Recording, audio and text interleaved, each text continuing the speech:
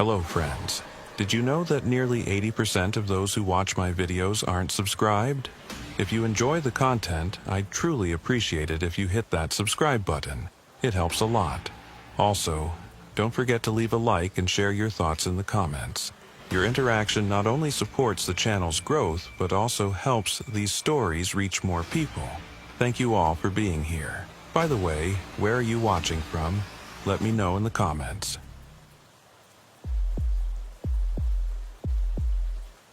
They tell you the desert doesn't lie. That's what they said during training at Quantico, back when I still believed in clean answers and procedure manuals. After 17 years working the southern border for DEA, I can tell you the desert doesn't lie. It just doesn't tell you everything. This incident occurred in November 2019, approximately 40 miles west of the town of Douglas, in the state of Arizona.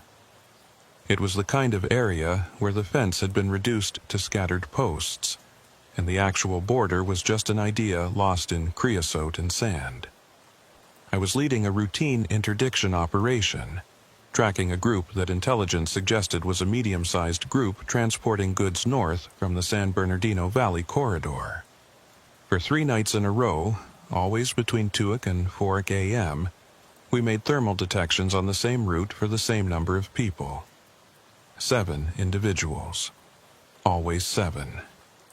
My name is Marcus Reyes, and I've been with DEA's Border Task Force since 2002.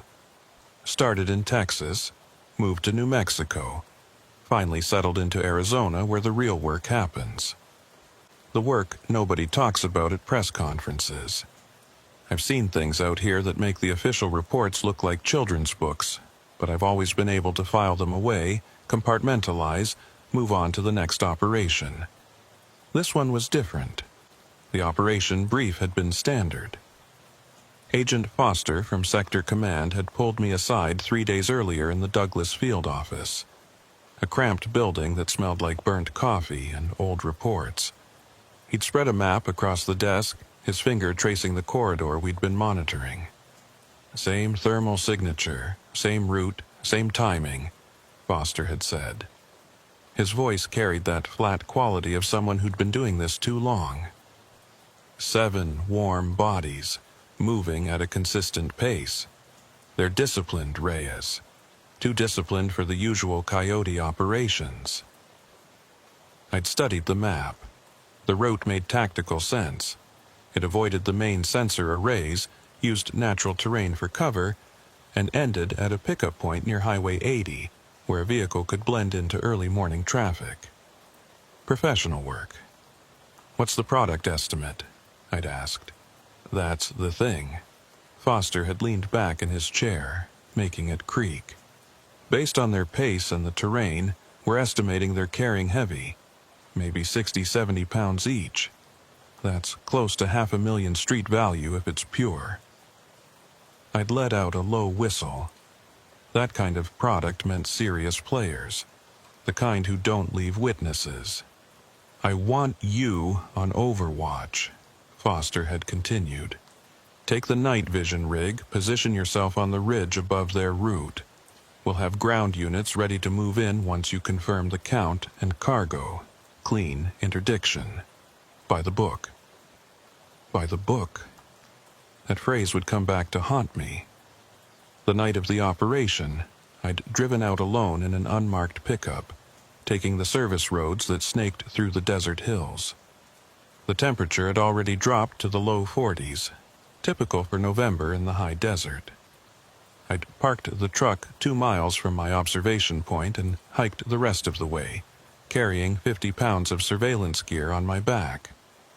The ridge provided me with a good view of the valley below. I could see the gap between 2 rocky outcrops, naturally shaped like a funnel, which forced the terrain to the north. This gap directed movements along a predictable path. I set up my night vision goggles, thermal imaging camera, and laser rangefinder, transforming my position into a one-man observation post. The first 2 hours had been quiet. Just wind moving through the scrub and the occasional sound of something small scurrying through the rocks. I'd used the time to scan the valley systematically, noting landmarks, measuring distances, planning sight lines for when the targets appeared.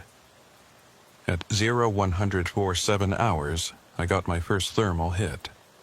7 figures emerged from the southern darkness, moving in a tight single-file line. Even through the thermal scope, I could see they were carrying heavy loads, the heat signatures showing the strain on their bodies. They moved with purpose but also with caution, stopping every few minutes to scan their surroundings.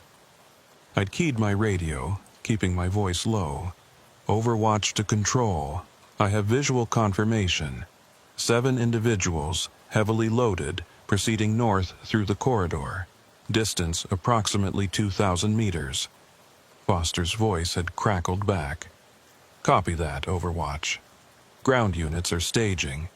Maintain observation and update on their position. Standard procedure. I'd settled in to watch them cross. That's when I noticed the first irregularity.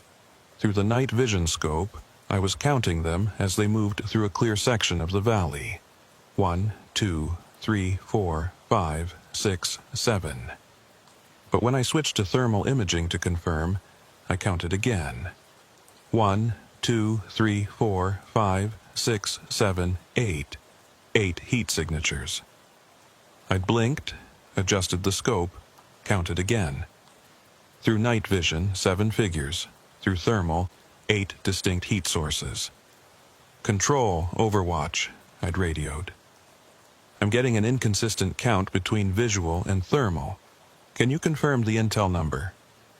A pause. Then, Foster's voice, slightly puzzled. Intel confirmed 7 individuals on the previous 3 nights. What are you seeing? Night vision shows 7 clear figures. Thermal is showing 8 heat signatures. I'd zoomed in, trying to resolve the discrepancy. The 8th signature is moving with them. Same pace, same formation, but I can't see it through NVGs. Another pause, longer this time. Equipment malfunction? I'd checked the thermal camera. All readings were normal, battery full, no error indicators. Negative, equipment is functioning normally. Keep tracking them, Foster had ordered. Ground units will sort it out on interdiction. I'd continued watching, but now with a knot forming in my stomach. The 8 thermal signatures moved together like a coordinated unit, but through night vision I could only ever see 7 actual people. The 8th heat source seemed to move between them, sometimes at the front of the line, sometimes at the rear, sometimes right in the middle of the formation.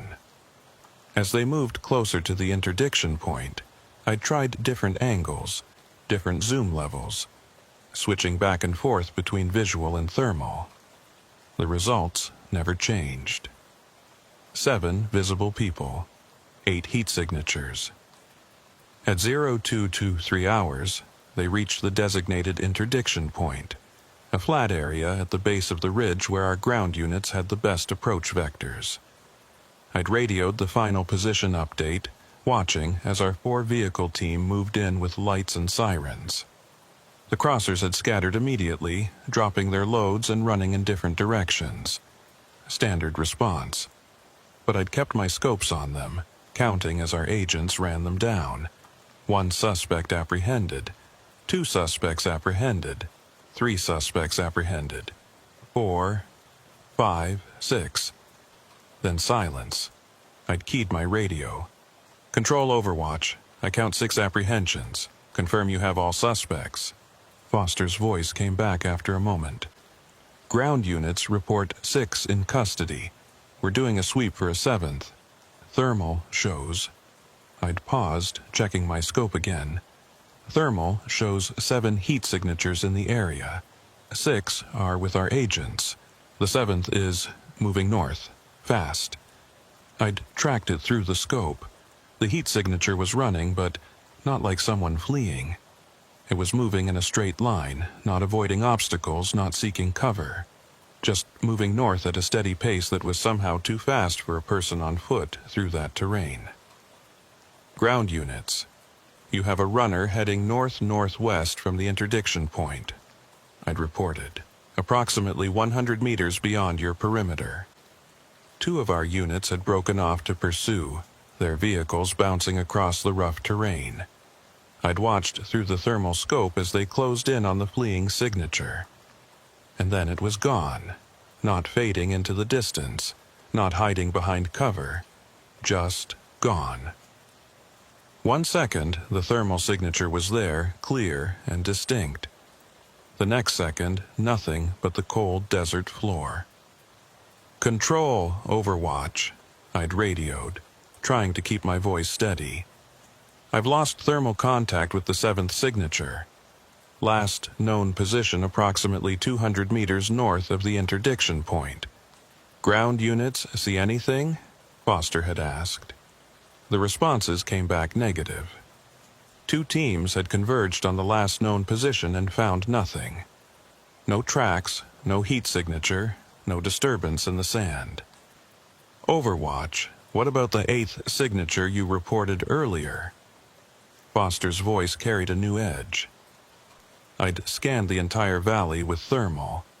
Our 6 suspects showed up clearly, along with our agents. The vehicles were bright white spots in the scope, but there was no 8th signature, no 7th signature either, after it had vanished. "Negative contact on either unknown signature," I'd reported. The sweep had continued for another hour. They'd found the dropped bundles, exactly 6 of them, each containing roughly 70 pounds of methamphetamine. Street value, $400,000. A good bust by any measure. But the numbers bothered me. 6 suspects, 6 bundles. But I'd counted 7 figures through night vision, 8 through thermal. When I'd finally packed up my gear and hiked back to my truck, dawn was beginning to lighten the eastern sky. The desert looked normal in the growing light. Rocks, sand, scrub brush, nothing unusual. But I couldn't shake the feeling that something had been out there with those smugglers. Something that showed up on thermal imaging, but not through night vision. Something that could vanish between 1 second and the next. I'd driven back to the Douglas field office where Foster was waiting with coffee and paperwork. The 6 suspects were already processed and waiting for transport to Tucson. The drugs were cataloged and secured. A clean operation, by the numbers. "Hell of a night," Foster had said, sliding a mug across to me. "Good work on the Overwatch." I'd wrapped my hands around the mug, feeling the warmth. About those count discrepancies. Equipment glitch. Foster had cut me off. Thermal sensors can get false readings. Desert heat, reflected IR signature from rocks, atmospheric conditions. Happens all the time. But it hadn't felt like a glitch. It had felt like something else, something wrong. And the signature that vanished? Foster had shrugged. Could have been anything. Desert fox, javelina, hell, even a coyote shows up on thermal. You track what you think is a person, turns out to be wildlife. The mind plays tricks at dark 30. I'd wanted to argue. To explain that I'd been doing this job long enough to know the difference between a person and an animal on thermal imaging. But Foster's expression had made it clear the conversation was over. We had 6 suspects, 6 bundles, a successful interdiction. The rest was just noise in the system. But that night, lying in my bed in the small apartment I kept in Douglas, I couldn't stop thinking about that 8th heat signature. The one that had moved with them, invisible to night vision but clear as day on thermal. The 7th figure that had run north and vanished like smoke. I'd pulled out my personal laptop and started searching through DEA reports from the sector, looking for similar anomalies. Inconsistent counts, unexplained thermal readings, anything that matched what I'd experienced. What I found kept me awake until morning. Over the past 2 years, there had been 7 other reports from agents working the Douglas sector mentioning count discrepancies during operations. In each case, the official explanation had been equipment malfunction or environmental interference. But reading between the lines, I could see the same confusion I'd felt. Agents counting one number visually, getting a different number on thermal. Signatures appearing and disappearing without explanation. One report, filed 6 months earlier by an agent named Briggs, had particularly caught my attention. He'd been running solo overwatch on a similar operation and had reported counting 8 individuals through his scope, but finding only 7 sets of tracks when the ground team swept the area. His report had included a note that the 8th set of thermal readings had been inconsistent with normal human signature patterns. What did that mean, I'd wondered. How could a thermal signature be inconsistent with a human pattern? I'd fallen asleep finally as dawn broke again, but my dreams had been filled with thermal images of figures moving through the desert, their numbers changing every time I counted them. The days after that operation blurred together in the way they do when you're working the border. Briefings, surveillance shifts, paperwork, more briefings. But I couldn't stop thinking about the phantom count. Couldn't stop seeing that 8th thermal signature in my mind. 3 weeks later, Foster called me into his office again. Same desk, same maps, same burnt coffee smell. But his expression was different this time. Tighter. "We've got movement on the same corridor," he'd said without preamble. "Same timeline, same pattern. Intel suggests another shipment coming through tomorrow night."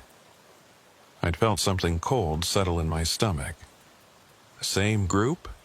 Different players, according to the chatter we've intercepted. But same route, same discipline. They're testing us, Reyes. Seeing if we've got that corridor locked down, or if the last interdiction was just luck. What's the plan? Foster had pulled out a fresh map. This one marked with new positions. "We're doubling the ground units. 8 agents, 4 vehicles, complete perimeter coverage. And I want you on Overwatch again. Same position, same equipment." "Same equipment?" I'd asked carefully. He'd looked up at me, and something in his eyes suggested he understood the real question. We had the thermal camera serviced after the last operation. Full diagnostic, complete calibration check. It's functioning perfectly. So, they had been concerned about the readings. Concerned enough to service equipment that had shown no error codes. What did the diagnostic show? I'd pressed. Clean bill of health. Foster had leaned back. "Look, Reyes, I know the count thing bothered you. It bothered me too. But sometimes in this job we get data that doesn't make perfect sense. Environmental factors, equipment tolerances, human error. We can't let it distract us from the mission." He'd been right, technically. But technically right didn't explain what I'd seen. The next night found me back on the same ridge, same position, same view of the valley corridor. The temperature had dropped even further. Mid-30s with a wind that cut through my jacket. I'd set up the surveillance gear exactly as before, double-checking every connection, every setting, every calibration. At 0203 hours, they came, 9 figures on thermal. I'd counted them twice, then a third time. 9 distinct heat signatures, moving in the same single-file formation, carrying the same heavy loads. Through night vision, I counted 8 people. My hands had been shaking as I keyed the radio. "Control, Overwatch, I have contact. Thermal shows 9 individuals, night vision shows 8. Distance 2,000 meters and closing." A long pause, then Foster's voice, very carefully neutral. "Copy that, Overwatch. Continue observation." No mention of equipment malfunction this time. No dismissal. Just acknowledgement. I'd watched them move through the valley, and this time I'd paid close attention to the extra thermal signature. It moved with the group, but not quite with them. Sometimes it was at the front, several meters ahead. Sometimes it fell back, trailing behind. And sometimes, this was the part that made my skin crawl, it was in the middle of the line, and when that happened, The people ahead and behind it would increase their spacing, like they were unconsciously avoiding something. Control, the extra signature is exhibiting irregular movement patterns, I'd reported. It's not maintaining consistent position within the formation. Can you get a visual confirmation of any kind? I'd tried everything. Maximum zoom on night vision, switching between visible and infrared, even pulling out my personal binoculars to look at them with natural night vision. Every method showed 8 people. Only thermal showed 9.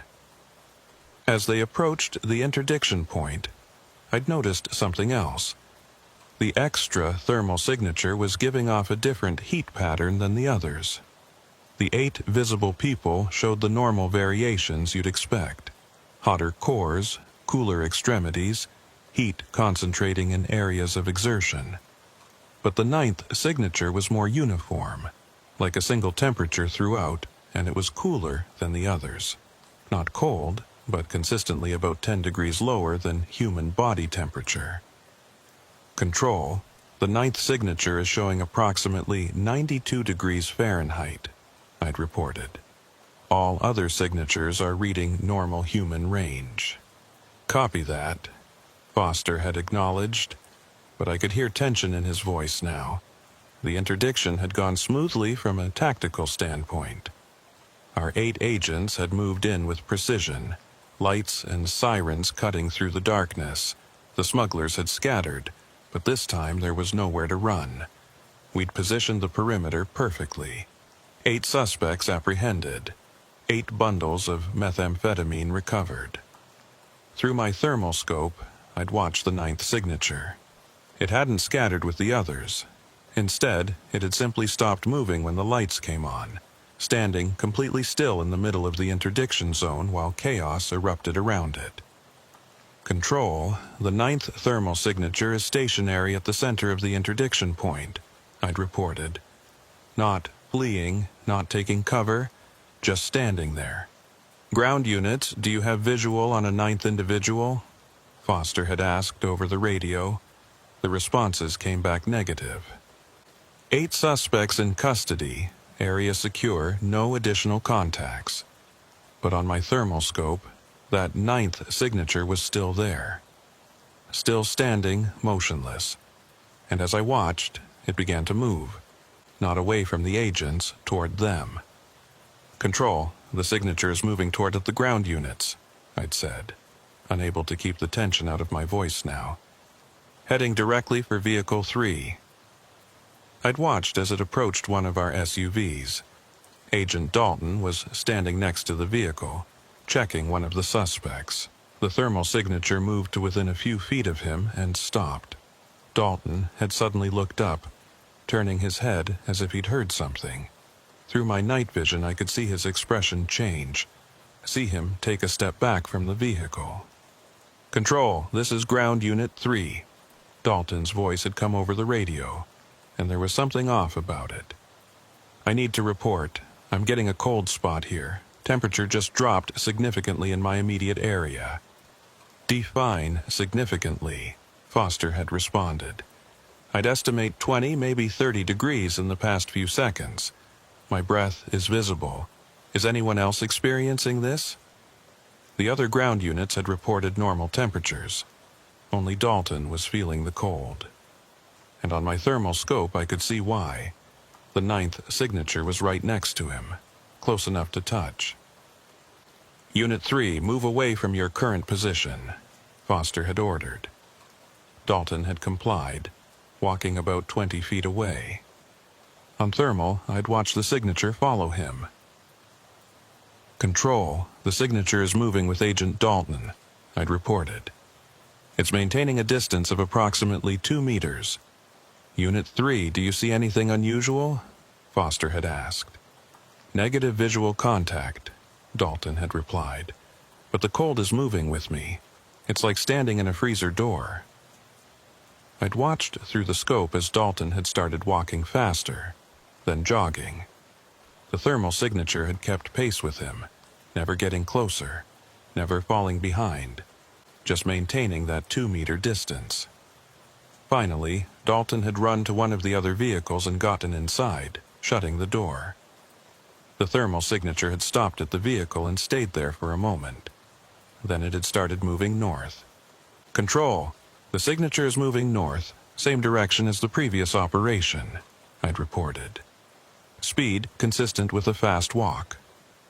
"All units, do we have anyone pursuing?" No one was pursuing.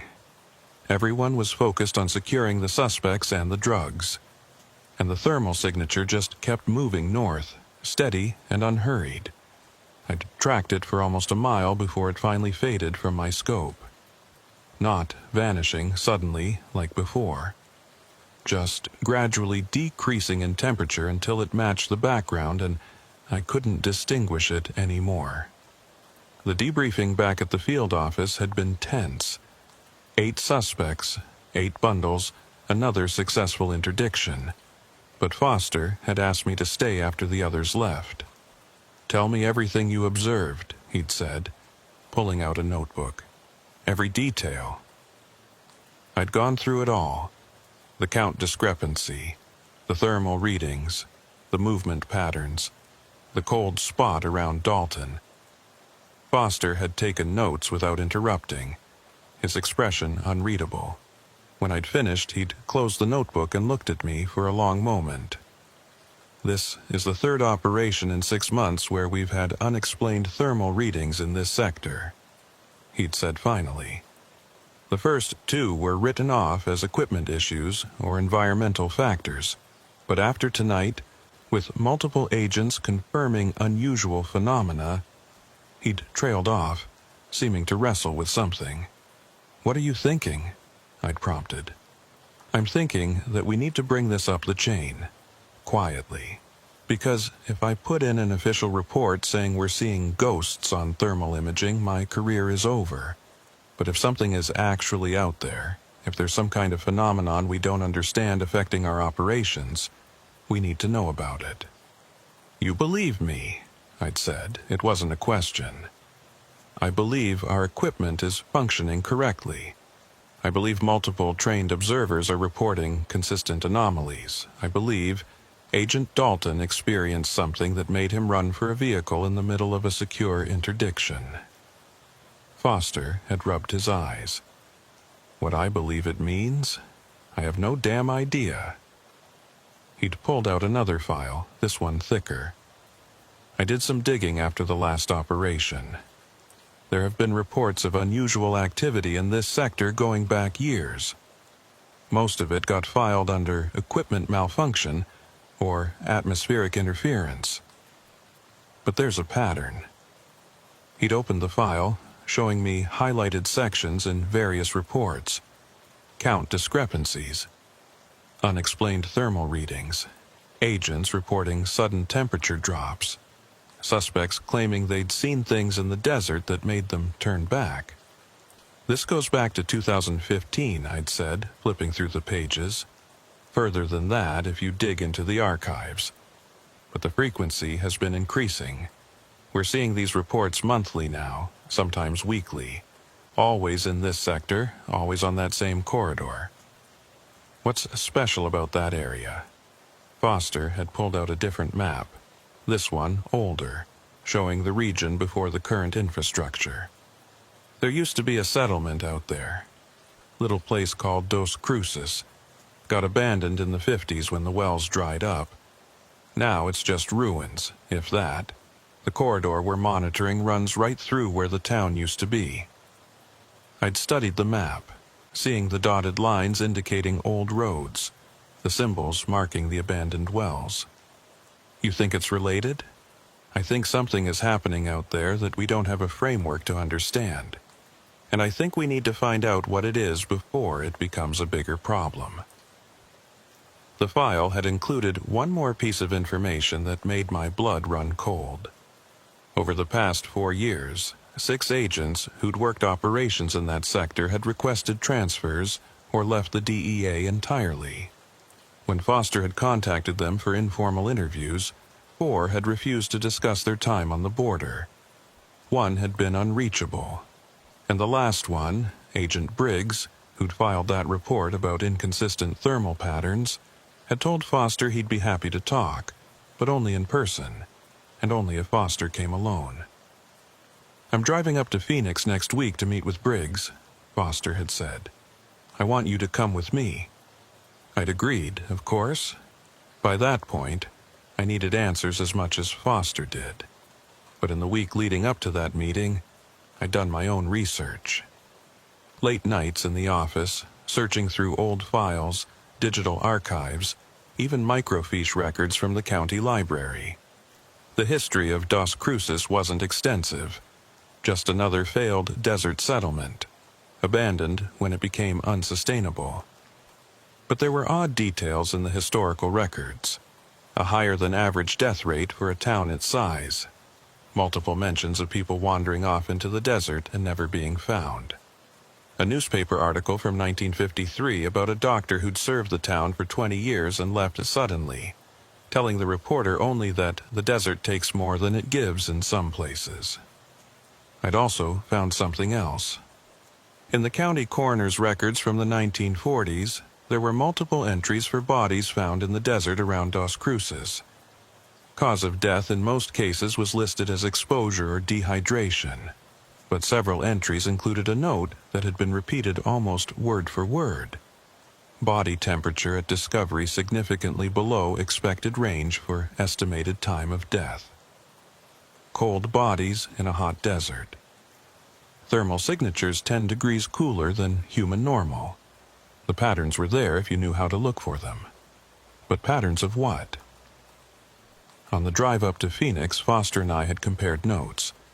He'd found additional historical anomalies, including reports from early border patrol operations in the 60s mentioning equipment failures and unusual readings in the Dos Cruces area. Every generation seems to rediscover this and then forget about it, Foster had mused, as we crossed into Phoenix city limits. Or maybe every generation decides it's better not to know. Agent Briggs lived in a modest house in a quiet suburban neighborhood about as far from the border as you could get while staying in Arizona. He'd answered the door looking older than his 47 years, with the kind of exhaustion that comes from bad sleep over long periods. We'd settled in his living room, coffee in hand, and Briggs had gotten straight to the point. "You're experiencing the count problem," he'd said. It wasn't a question. Foster had nodded. "Multiple operations. Consistent pattern. We need to know what you know."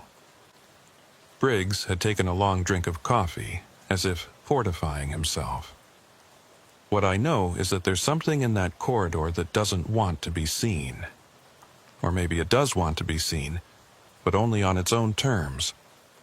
I worked at that sector for 3 years before I requested a transfer. In that time, I ran Overwatch on probably 40 operations in that area, and I'd say 30 of them had some kind of anomaly." "What kind of anomalies?" I'd asked. "Count discrepancies were the most common. Always more thermal signatures than visible people. The extra signatures were always cooler than normal human temperature. They'd move with the groups we were tracking, but not consistently. Sometimes ahead, sometimes behind, sometimes right in the middle." He'd paused. "Sometimes multiple extra signatures. The worst one I saw was a group of 5 smugglers with 8 thermal readings. 3 extra signatures." I'd felt my mouth go dry. "Did you ever get a visual on any of the extras?" Foster had asked. "Once," Briggs had said quietly. "That's why I transferred." He'd set down his coffee and leaned forward, elbows on his knees. It was a solo crossing, just one person moving through the corridor in the middle of the night. On thermal, I had 2 signatures, the person and something following about 10 meters behind. I called it in, but ground units were 20 minutes out. I decided to move closer, see if I could get a visual identification on the second signature. Briggs had stopped, and I could see him struggling with the memory. I moved down from my overwatch position to about 50 meters from the targets, got behind a rock outcropping with good cover, the single person passed by, young guy, probably early 20s, carrying a backpack. He looked terrified, kept looking over his shoulder, and about 10 seconds after he passed my position, the second signature came by. "What did you see?" Foster had asked. "Nothing," Briggs had said.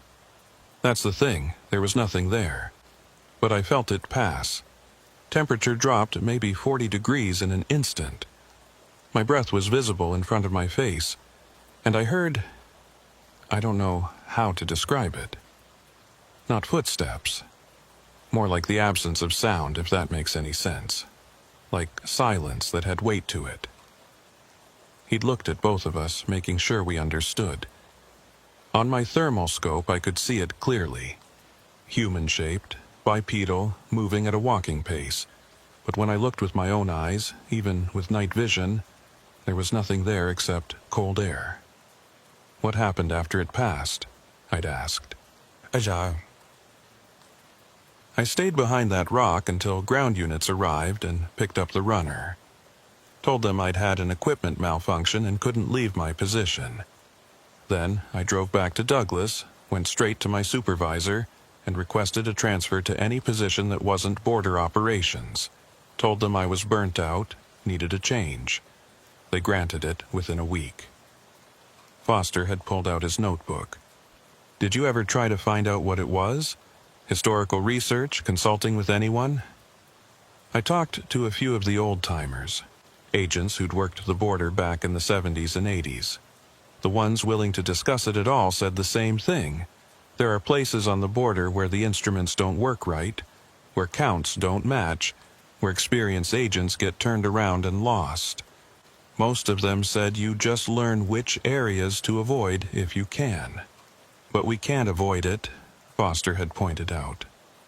That corridor is a major smuggling route. We have to maintain operations there. Then you're going to keep experiencing the anomalies, Briggs had said flatly. Whatever is out there, it's not going away. It's been there longer than the DEA, longer than Border Patrol, probably longer than the border itself. The smugglers know about it. Why do you think they use that route despite the increased enforcement? Because they know something follows them, and they know it scares the hell out of our agents. We'd left Phoenix with more questions than answers. The drive back to Douglas had been mostly silent, both of us processing what Briggs had told us. Finally, as we approached the city limits, Foster had spoken. "We need to run another operation, but this time we do it differently." "How so?" "We set up multiple observation points with overlapping coverage. Full video recording on all equipment. Temperature sensors at ground level. We document everything. If there's a phenomenon, we gather data on it. Real, empirical data that can't be dismissed as equipment failure or observer error." I'd understood what he wasn't saying. We were going to try to prove that something impossible was happening. And if we succeeded, if we got documentation that couldn't be explained away, then what? But I'd also understood that we didn't have a choice. Whatever was in that corridor, it was affecting operations, potentially putting agents at risk. We needed to understand it. "When do we set this up?" I'd asked. "Intel suggests another movement next week. Same route, same timing. We'll have 6 days to prepare." Foster had glanced over at me. "Are you in?"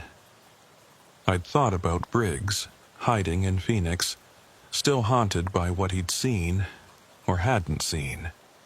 I'd thought about the cold spot that had followed Dalton. I'd thought about those thermal signatures, always 1 or 2 more than the visible count. "I'm in," I'd said, because by then I needed to know, even if the answer was something that would keep me awake for the rest of my life. The next 6 days were a flurry of quiet preparation. Foster had secured additional surveillance equipment through channels that didn't require detailed explanations. Thermal cameras, night vision rigs, temperature sensors, audio recording equipment, even an old video camera that one of the techs swore could capture infrared better than anything digital. We'd set up 3 observation posts instead of 1, forming a triangle around the corridor with overlapping fields of view. I'd take the primary position on the ridge, same as before. Foster himself would man a secondary position to the east, and we'd brought in Agent Martinez, a veteran operator Foster trusted, for the 3rd position to the west. We don't brief this widely, Foster had told us during our private planning session. As far as official channels know, we're running a standard interdiction with enhanced observation for training purposes. What we're really doing stays between us until we have something concrete. Martinez had looked skeptical. And if we don't find anything unusual, then we have documentation of a clean operation, Foster had replied. But based on the pattern, I expect we'll see anomalies. The night of the operation arrived cold and clear. I'd hiked up to my position 3 hours before the expected crossing time, giving myself plenty of setup time. The new equipment was more extensive. I had 3 thermal cameras at different angles, 2 night vision scopes, a laser rangefinder with built-in temperature sensor, and a digital audio recorder with a highly sensitive microphone. I'd also brought something else. A regular digital camera with a good low-light sensor set on a tripod aimed at the corridor. If something was there that thermal could see, but night vision couldn't, maybe a long-exposure photograph would catch something. At 0145 hours, Martinez radioed in. West observation post set and ready, all equipment functioning normally. Foster followed a moment later. East observation post set and ready. I'm getting baseline temperature readings. Ambient air temperature is 41 degrees, ground temperature is 37 degrees. I'd checked my own readings. Same numbers. We had our baseline. At 2:17 hours, they came. Contact, I'd reported, keeping my voice steady. Thermal shows 10 individuals moving north through the corridor. Distance approximately 2,200 meters. Night vision shows 8 individuals. West Post confirms thermal contact, Martinez had radioed. I'm showing 10 heat signatures as well. East Post confirms, Foster had added. 10 on thermal, 8 on night vision. The discrepancy is consistent across all observation points. 2 extra thermal signatures. I'd felt my pulse quicken as I began recording on all cameras. The group had moved in their characteristic single-file formation, the 8 visible people carrying heavy loads, moving at a steady pace. But the 2 extra thermal signatures were behaving differently than I'd seen before. They were flanking the group, 1 on each side, moving parallel to the line of smugglers but offset by about 15 meters. And they were moving in a pattern. Forward, then stopping, then forward again, like they were patrolling or watching. Control, the 2 extra signatures are not integrated with the main group, I'd reported. They're moving in a parallel pattern on either side, behavior consistent with security or surveillance. West Post confirms, Martinez had said. They're definitely not moving like they're part of the smuggling group, more like they're escorting. I'd zoomed in on one of the extra signatures with my highest resolution thermal camera. The heat pattern was wrong. Normal human thermal imaging shows hotspots at the core and joints, with cooler extremities. These signatures showed an almost uniform temperature throughout, and that temperature was reading at 88 degrees, nearly 10 degrees cooler than body temperature. Temperature readings on the extra signatures are 88 degrees Fahrenheit, I'd reported, consistent with previous observations. As the group approached the interdiction point, I'd triggered the long exposure photograph, letting the camera collect light for 10 seconds. In the viewfinder, I could see the 8 visible people, slightly blurred from movement. But there was something else in the frame. Faint, almost like a distortion in the air, flanking the group on both sides. The interdiction had begun at 0243 hours. Our ground units had moved in from the north and south simultaneously, lights and sirens cutting through the desert night. The 8 smugglers had scattered as expected, but the 2 extra thermal signatures had done something I'd never seen before. They'd moved toward the ground units. "Control, both extra signatures are approaching the interdiction team," I'd reported, watching through the thermal scope. "They're not fleeing. They're moving directly toward agents." I'd watched as one signature approached our northernmost vehicle. The agent there, Jackson, a 15-year veteran, had been securing one of the suspects when the signature moved to within a few feet of him. On the radio, Jackson's voice had cut in. "Control, I've got an extreme temperature drop at my position. My hands are going numb. Unit 4, move away from your current position," Foster had ordered. But Jackson hadn't moved immediately. Through my night vision, I could see him looking around, confused, trying to locate the source of the cold. Then I'd seen his expression change, pure fear, sudden and overwhelming. "There's something here," Jackson had said over the radio, his voice shaking. "I can't see it, but I can feel it. It's right in front of me." "Unit 4, move now," Foster had commanded. Jackson had stumbled backward, nearly falling, then turned and ran to the next vehicle over. On my thermal scope, I'd watched the signature follow him for a few steps, then stop. The second signature had approached Agent Keene, who was securing the perimeter on the south side. I'd watched as it moved to within arm's reach of her. "Unit 7, I'd called over the radio. "You have an extreme cold source approaching your position from the southwest. Recommend moving east." "Copy that," Keene had responded, but there was confusion in her voice. "I don't see... Wait, yes, I feel it. Temperature just dropped, moving east." She'd walked away quickly, and the signature hadn't followed her. Instead, both signatures had moved back toward the center of the interdiction zone, where the 8 smugglers were being processed. Then they'd done something that made my blood run cold. They'd started moving among the suspects, passing between them, around them, as if inspecting them. And each time one of the signatures got close to a smuggler, I'd see the person react, flinching, looking around nervously, sometimes trying to move away, even with agents holding them. "East Post," Foster had radioed. "Are you recording this?" "Affirmative," Martinez had responded. "All cameras running. I've never seen anything like this." One of the suspects, a younger man, had started shouting in Spanish. Through my night vision, I could see him fighting against the agent holding him, real panic in his movements. "What's he saying?" Foster had asked. Agent Rodriguez, who spoke fluent Spanish, had translated.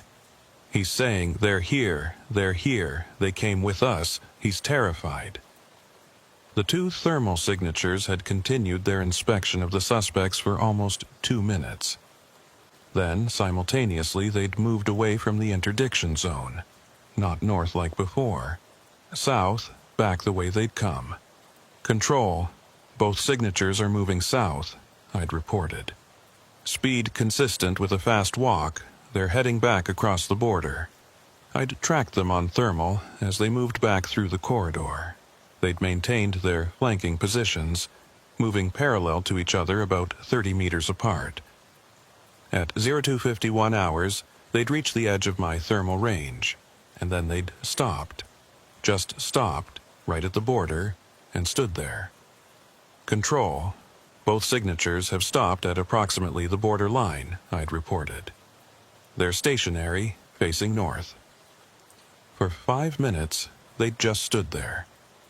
2 heat signatures, invisible to the naked eye, standing on the border like sentries. Then, at 0256 hours, they'd started moving south again, gradually fading from thermal range as they crossed into Mexico. The debriefing had lasted until dawn. 8 suspects in custody, confirmed. 8 bundles of methamphetamine recovered, confirmed. But the video footage, the thermal recordings, the audio, all of it documented something that shouldn't exist. Foster had gathered the core team in a secure room. Myself, Martinez, Jackson, Keene, and Rodriguez. He'd closed the door and pulled down the shades before speaking. What we experienced tonight goes beyond standard operational parameters, he'd said carefully. I need to know what each of you observed, without interpretation, just facts. One by one, we'd given our reports. Jackson described the cold that had paralyzed his hands, the feeling of being watched by something invisible. Keene reported a temperature drop of at least 40 degrees in a matter of seconds, and a sense of pressure in the air, like standing too close to something large. Rodriguez had translated more of what the suspects said, and it was consistent. They'd known something was with them, had been with them the whole journey north. Los acompañantes, Rodriguez had translated. The escorts. Multiple suspects used that term, like it's something known, something expected. Martinez had pulled up the thermal footage on his laptop. Even in the bright office with morning sun streaming through the cracks in the shades, watching that video gave me chills. You could see them so clearly on thermal. Two distinct figures moving with purpose, approaching our agents, inspecting the suspects. Temperature analysis from all three posts confirms consistent readings, Martinez had said, pulling up a graph. Both extra signatures maintained 88 degrees Fahrenheit throughout the observation period. That's 10 degrees cooler than human core temperature, but warm enough to show clearly on thermal imaging. Could it be equipment malfunction? Keene had asked, but there was no real belief in her voice. 3 separate observation posts with independent equipment, Foster had replied. Multiple types of sensors, all showing the same thing at the same time.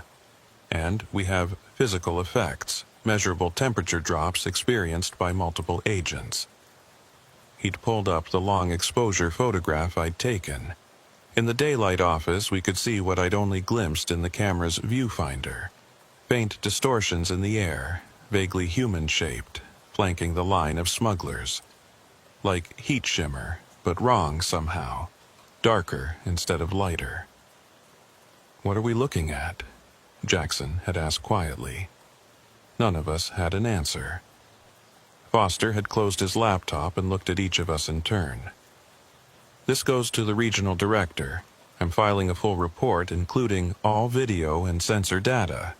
But I need to know, are all of you comfortable with your names being on this documentation?" It was a fair question.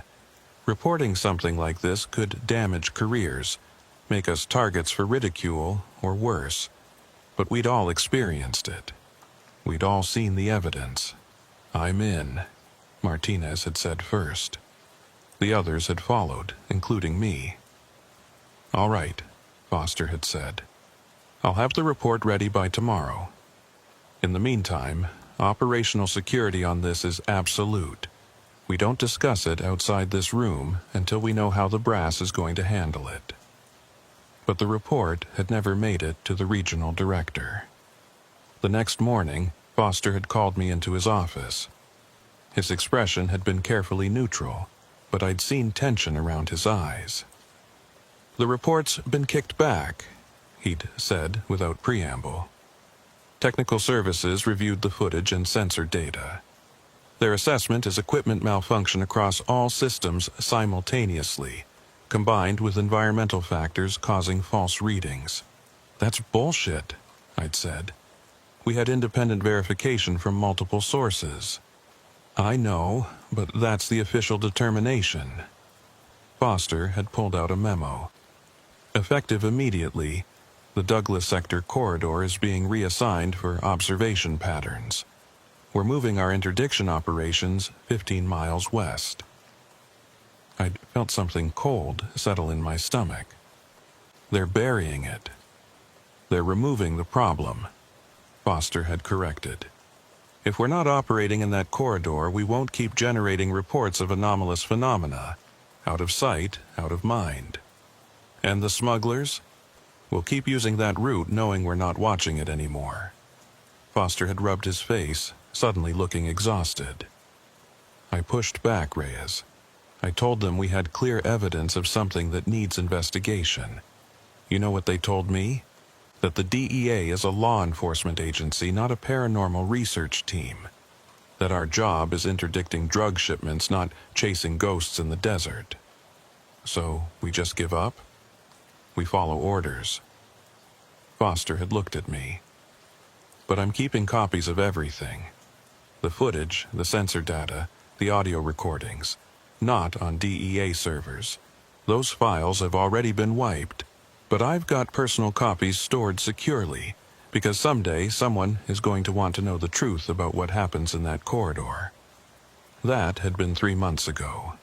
Now, sitting in my apartment late at night, I can't stop thinking about those thermal signatures. About the way they moved, the way they inspected the suspects, the way they stood at the border like guards at a checkpoint. Los acompañantes, the escorts. I'd done more research in my off hours. Talked quietly with some of the older agents, the ones who'd worked the border back before everything was digital. A few had been willing to talk, always privately, always off the record. One old-timer named Garrett, who'd retired in 2003, had told me about an operation in 1987 where his team had chased a group of 10 crossers into the desert and only found 9. The 10th had vanished, but they'd found his tracks leading to a spot where the sand was ice cold, even in the middle of summer. The tracks stopped there. Just stopped, like he'd been picked up and carried away. Another former agent, a woman named Pierce, who'd worked the sector in the 90s, had described an almost identical phenomenon to what I'd experienced. Count discrepancies, cold spots, thermal signatures that didn't match visual observations. She'd transferred to the Houston office in '88 and never looked back. The desert takes what it wants, Pierce had told me. The cartels know it, the coyotes know it. Hell, even the migrants know it. That's why you see those shrines along the routes, those little crosses and offerings. They're not just for the people who died of thirst, they're for the ones who got taken. Taken by what? I'd asked. Pierce had just shaken her head. By whatever's been there longer than us. Longer than the border. Longer than the towns. Maybe longer than we've been walking upright. The Tohono O'odham have stories about that area, if you can get them to tell you. Spirits that guard the crossing places. Beings that exist between worlds. I'd tracked down a Tohono O'odham elder through a contact in the Cultural Liaison Office. He'd been reluctant to talk at first, but when I described what I'd seen, carefully, without mentioning the DEA or operations, he'd nodded slowly. The Wedina, he'd said, the cold ones. They've always been in that place, since before my grandfather's grandfather. They walk between the hot world and the cold world, and sometimes they can be seen by machines, but not by eyes. Why are they there? I'd asked. They guard the crossing, not the border that men made. The old crossing, the one that's been there since the beginning. Some say they take those who aren't meant to cross. Others say they escort the dead back to where they came from. He'd looked at me with some eyes that had seen many things. What did you see, Agent? I told him, not everything, but enough. He'd been quiet for a long time. Then, they're showing themselves more now. That means something is changing. Something is coming. I tried to ask what he meant, but he'd made it clear the conversation was over. Now, weeks later, I still don't have real answers. The DEA has officially closed the book on the corridor anomalies. We're running operations in different sectors, and the reports of weird phenomena have stopped. Not because the phenomena stopped, but because we're not looking anymore. But the smugglers still use that route. Intel reports suggest traffic through the corridor has actually increased since we stopped running operations there. Like the cartels know we're avoiding it. And sometimes, late at night, I pull up the thermal footage on my personal laptop. I watch those two signatures moving among the suspects, inspecting them, evaluating them. I watch them standing at the border, facing north like sentries, and I wonder, what were they guarding? What were they looking for? And why did they start showing themselves to us only in the last few years? I should have left it alone. Should have accepted the official explanation, moved on to other operations in other sectors, focused on the job I was trained to do. That's what Foster had advised during our last conversation before he took a position in the Phoenix office. Sometimes, Reyes, we encounter things we're not equipped to understand, he'd said. The smart play is to document what you can and let it go. Don't let it consume you. But it already had consumed me. 3 months of avoiding the corridor. 3 months of running operations in sectors that made tactical sense but felt wrong somehow, like we were deliberately looking away from something important. The nightmares had started about 6 weeks after our last documented operation. Always the same. I'm back on that ridge, watching through the thermal scope, but this time there are dozens of the cold signatures. Hundreds of them moving north through the corridor, and when I try to count them, the numbers keep changing. 7 becomes 9, becomes 13, becomes 24, and no matter how many times I count, I can't get the same number twice. I'd wake up in a cold sweat, the image of those thermal readings burned into my mind. It was Agent Martinez who finally brought it back into focus. He'd called me on a Saturday morning in late February, his voice tight with something that might have been fear or excitement or both. Reyes, I need you to come to my place. Now. Don't tell anyone you're coming. I'd driven to his house in Sierra Vista, about 30 miles north of Douglas. Martinez had met me at the door, looking like he hadn't slept in days. I've been monitoring the corridor, he'd said, leading me to what he'd converted into a home office. Off the clock, on my own equipment. I needed to know if the phenomena continued after we stopped official operations. The office was filled with equipment. Thermal cameras, radio scanners, computer monitors showing various data feeds. Martinez had essentially built his own observation post. Jesus, Martinez, I'd said. If Foster knew about this, Foster knows, Martinez had interrupted. I brief him weekly, unofficially. He suggested I might want to maintain monitoring for training purposes. That had surprised me, but it made sense. Foster had always been thorough, always the type to keep an eye on loose ends, even when ordered to leave them alone. What have you been seeing? I'd asked. Martinez had pulled up a series of thermal recordings, each one time-stamped over the past 2 months. The crossings have increased in frequency. We're seeing activity in that corridor almost nightly now, and the thermal anomalies are present in approximately 90% of observations. He'd played one recording. Clear thermal footage of a group of 12 people moving north through the corridor. Flanking them were 4 of the cold signatures, 2 on each side, moving in that same patrol pattern we'd observed before. It's escalating, Martinez had said. Not just in frequency, but in number. The first operations we ran, we saw 1 or 2 extra signatures. Now, we're regularly seeing 4 to 6. Last week, I recorded a crossing with 8 visible people and 14 thermal signatures. 14. 6 more than the people we could actually see. What do you think it means? I'd asked. I think something is building, Martinez had replied. And I think we need to understand what before it's too late. He'd pulled up a map of the corridor, marked with dates and numbers. Look at the pattern. The anomalies cluster around the old town site, Dos Cruces, and they're most intense during certain lunar phases. I'd studied the map, he was right. The highest concentrations of cold signatures appeared within a 3-mile radius of where Dos Cruces used to stand, and the most active nights corresponded to the new moon. "The next new moon is in 4 days," Martinez had said. "I want to go out there. Not as an official operation, just observation. I want to be on the ground when it happens, not watching from a distance." Every instinct I had screamed that this was a bad idea. We weren't authorized to be in that sector. We'd be going in with no backup, no support, investigating something that the agency had officially declared didn't exist. "I'm in," I'd heard myself say. We'd spent the next 3 days preparing.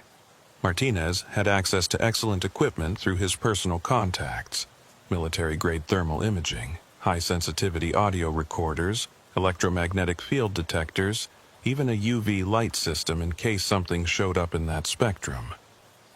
"We're not ghost hunters," Martinez had said as we packed the gear.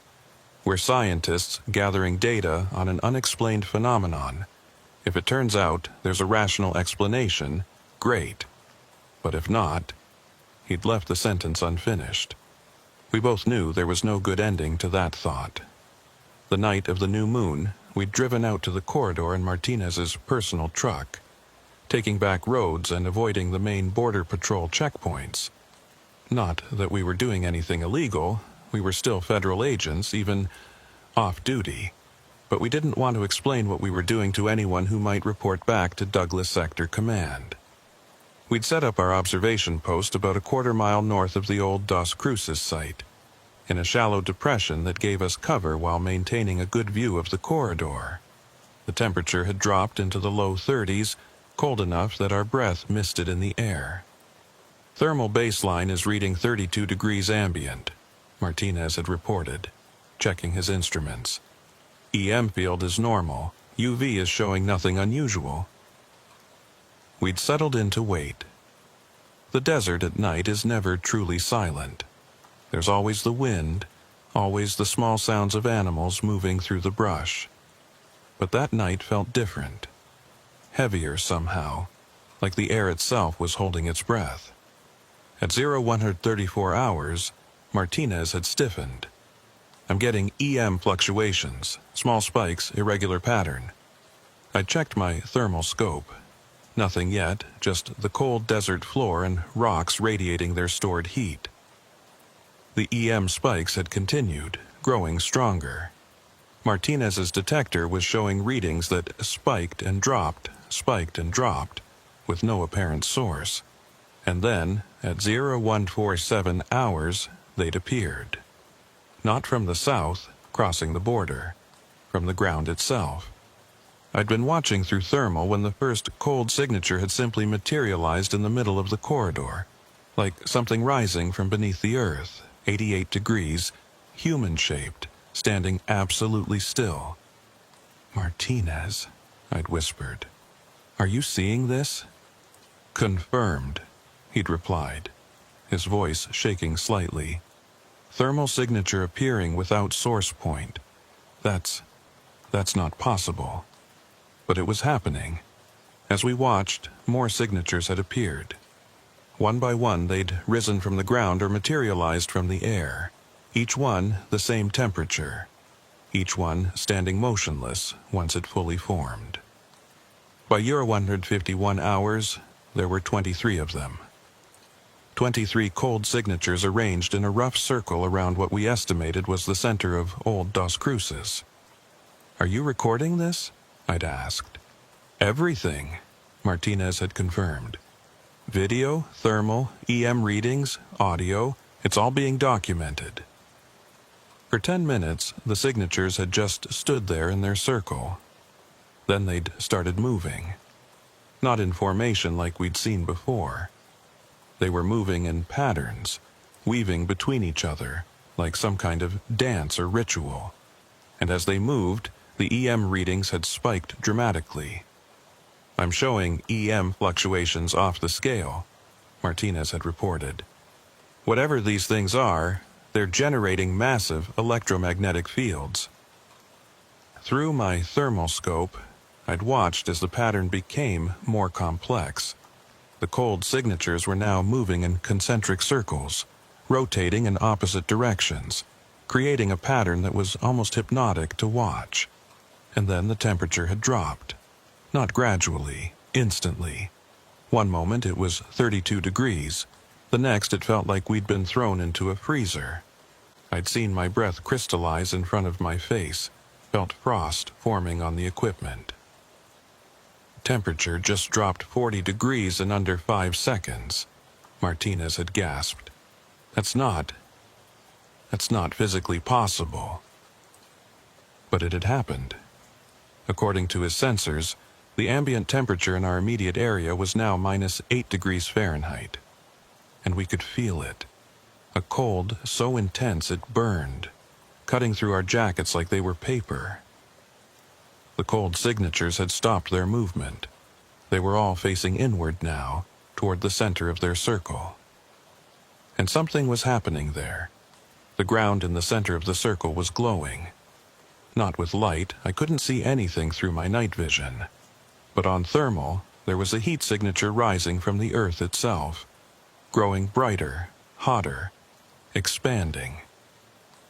Ground temperature at the center point is reading over 200 degrees, Martinez had reported, his voice high with disbelief. It's like there's fire underground, but there's no visible light source. The heat signature had continued to grow, forming a column that extended upward from the ground. And the cold signatures had begun to move again, but differently now. They were bowing or kneeling, or performing some gesture of obeisance toward the heat column. That's when we'd heard the sound. It wasn't human, it wasn't animal, it was something else entirely, a deep, resonant tone that seemed to vibrate through the ground itself, felt more than heard. It made my teeth ache and set off a primal fear response in my brain that screamed at me to run. "What is that?" Martinez had whispered. I'd had no answer. The sound had continued, rising and falling in pitch, almost like speech but in a register and pattern that human vocal cords couldn't produce. And the cold signatures had responded to it, moving in synchronization with the sound. Then, at 0203 hours, they'd all turned to face north. All 23 signatures, moving as one, orienting toward the border. And they'd started walking, not in a line or formation, in a wave. They'd moved through the corridor together, a wall of cold signatures sweeping north, and as they moved, the temperature had dropped even further. "They're coming toward us," Martinez had said, panic creeping into his voice. "Reyes, they're heading straight for our position." We'd had about 30 seconds to decide. Run or hold position and see what happened. I'd made the decision. We hold. We're here to observe. We observe. The wall of cold signatures had swept over us like a breaking wave. Through thermal, I'd seen them pass through our position, through us, moving north without pause or deviation. And as they passed, I'd felt it. That same sensation Jackson had described, that Keene had reported, like being touched by something that existed in a space slightly offset from normal reality. The temperature had been beyond cold. It was the absence of heat, the antithesis of warmth. Something that shouldn't be able to exist at the temperatures Martinez's sensors were recording. But more than that, I'd felt awareness, intelligence, purpose. They'd known we were there, they'd known we were watching, and they'd made a choice to pass through our position rather than around it. It was a message, a warning, or a test, or maybe just an acknowledgement. But it was deliberate. The wave had passed in less than 20 seconds. As the last signature moved north beyond our position, the temperature had begun to rise again. Not to normal, we were still well below freezing, but the killing cold had passed. I'd checked my thermal scope, tracking them as they moved north. At approximately the point where the border fence stood, they'd stopped, and one by one, they'd sunk into the ground and disappeared. By 0207 hours, they were gone. The temperature had returned to normal. The EM readings had stabilized. It was as if nothing had happened. except for the frost that covered all of our equipment, and the recordings that showed the impossible. Martinez and I had sat in silence for a long time after that, both of us shaking, from cold, from fear, from the sheer impossibility of what we'd witnessed. Finally, Martinez had spoken. "We need to show this to Foster." "We need to show this to someone," I'd agreed. "But I don't think the DEA is going to accept it any more now than they did before." "Then who?" That was the question. Who do you take evidence of the impossible to? We'd packed up our equipment as dawn began to lighten the eastern sky. The drive back to Sierra Vista had been mostly silent, both of us lost in our own thoughts. At Martinez's house, we'd reviewed the footage. Everything we'd witnessed was there on video, the cold signatures appearing from nowhere, the movement patterns, the heat column, the wave passing north. But there was something else on the recordings that we hadn't noticed in real time. When we slowed down the footage of the wave passing through our position, frame by frame, there was a moment, just a single frame, where something appeared. Not the cold signatures. Something else. In that one frame, there was an image that looked almost like a face. Features that were almost human but not quite. Distorted in a way that hurt to look at. And beneath it, barely visible, what might have been text. Symbols that resembled letters but weren't part of any alphabet I recognized. Martinez had enhanced the image as much as possible. The symbols became clearer but no more understandable. "It's trying to communicate," Martinez had said quietly. "Whatever this phenomenon is, it's not just random. It has intelligence, it has purpose, and it's trying to tell us something." I'd stared at those symbols for a long time, feeling the weight of what we'd discovered. We'd gone looking for evidence of an unexplained phenomenon. What we'd found was proof of something beyond our framework of understanding. Something that existed in the space between Mexico and the United States, between heat and cold, between visible and invisible. "What do we do with this?" I'd asked. Martinez had looked at me, and I'd seen my own uncertainty reflected in his eyes. "I don't know, but we can't do nothing." That was 2 weeks ago. Since then, I've been gathering everything I can find about the corridor, about Dos Cruces, about the history of the region, the reports, the stories, the legends, all the pieces that don't fit into official narratives. And I've been thinking about what that elder had said. They're showing themselves more now. That means something is changing. Something is coming. What if the increasing frequency of sightings isn't random? What if it's building to something? And what if we're supposed to be paying attention? I haven't filed any official reports. Neither has Martinez. We've kept the recordings secure, copied to multiple encrypted locations, but we haven't shown them to anyone in authority.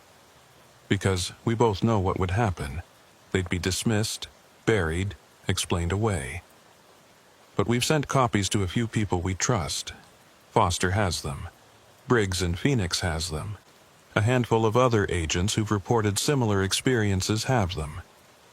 We're building a network, quietly, of people who know the truth about the corridor. Because eventually, this is going to reach a critical point. Eventually, whatever is building out there is going to manifest in a way that can't be ignored or explained away. And when that happens, someone is going to need to understand what they're dealing with. Los acompañantes. The escorts. The cold ones, the Wedina. They've been there longer than the border. Longer than the towns. Maybe longer than we've been walking upright. And they're showing themselves now for a reason. I go back sometimes, to the corridor. Not officially, just to watch, and they're always there now, visible on thermal even during the day, cold signatures moving through the desert, following the same paths they've followed for longer than anyone can remember. Sometimes I think about approaching them, getting close enough to truly see what they are, to understand their purpose. But something stops me every time. Some primal survival instinct that recognizes a boundary that shouldn't be crossed. Last week, I received an encrypted message from an unknown sender. All it contained was a set of coordinates, the exact center of where Dos Cruces used to stand, and a date 3 weeks from now, the next new moon. I don't know who sent it, but I know I'm going to be there. Because whatever is coming, whatever these phenomena are building toward, it's connected to that place. And I need to know the truth, even if that truth is something that will keep me awake for the rest of my life. The desert doesn't lie. That's what they said in training. But they never told us what happens when the desert tells you the truth. And that truth is something you can't possibly accept. I've been working the border for 17 years. I've seen the worst humanity has to offer, the violence, the desperation, the cruelty of the cartels and the suffering of the people caught in their wake. I thought I understood the scope of what happens in the desert. I was wrong.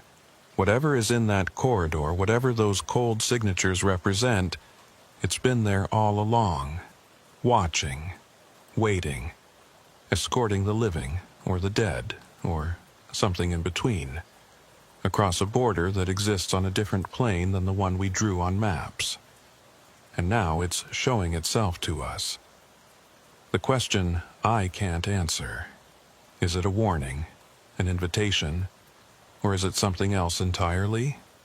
In 3 weeks I'll be standing in the center of what used to be Dos Cruces, under a new moon, with nothing but a thermal camera and a lifetime of training that won't help me understand what I'm about to witness. And for the first time in my career, I'm genuinely afraid.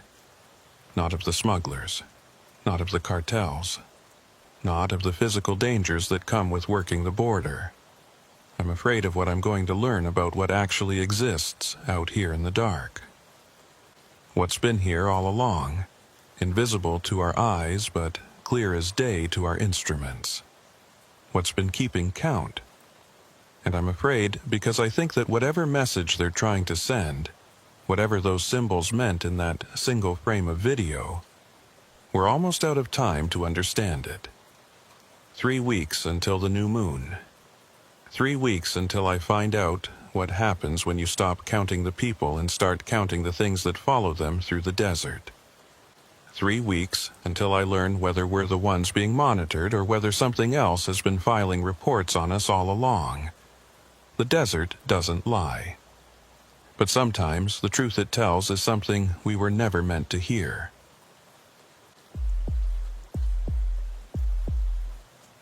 Radio silence is a tool, something you use deliberately, tactically, when the situation demands it.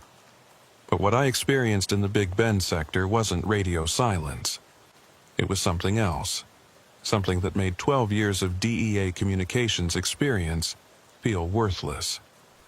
My name is Cole Harper, and I've been running tactical communications for border interdiction operations since 2008. Started in San Diego, moved through El Paso, finally ended up coordinating operations out of the Alpine Station in West Texas. The Big Bend region is different from other border sectors, more remote, more rugged, and with communications challenges that would make most urban operators quit on day one. Out here, we're dealing with mountain ranges that block signals, desert valleys that create dead zones, and atmospheric conditions that can turn crystal-clear transmissions into garbled noise without warning. I'd learned to work around all of it, building redundant systems, establishing relay points, mapping every frequency quirk in a 100-mile radius. I thought I'd seen every communications problem the desert could throw at me. I was wrong. This started in March 2020, right before the world went to hell with the pandemic.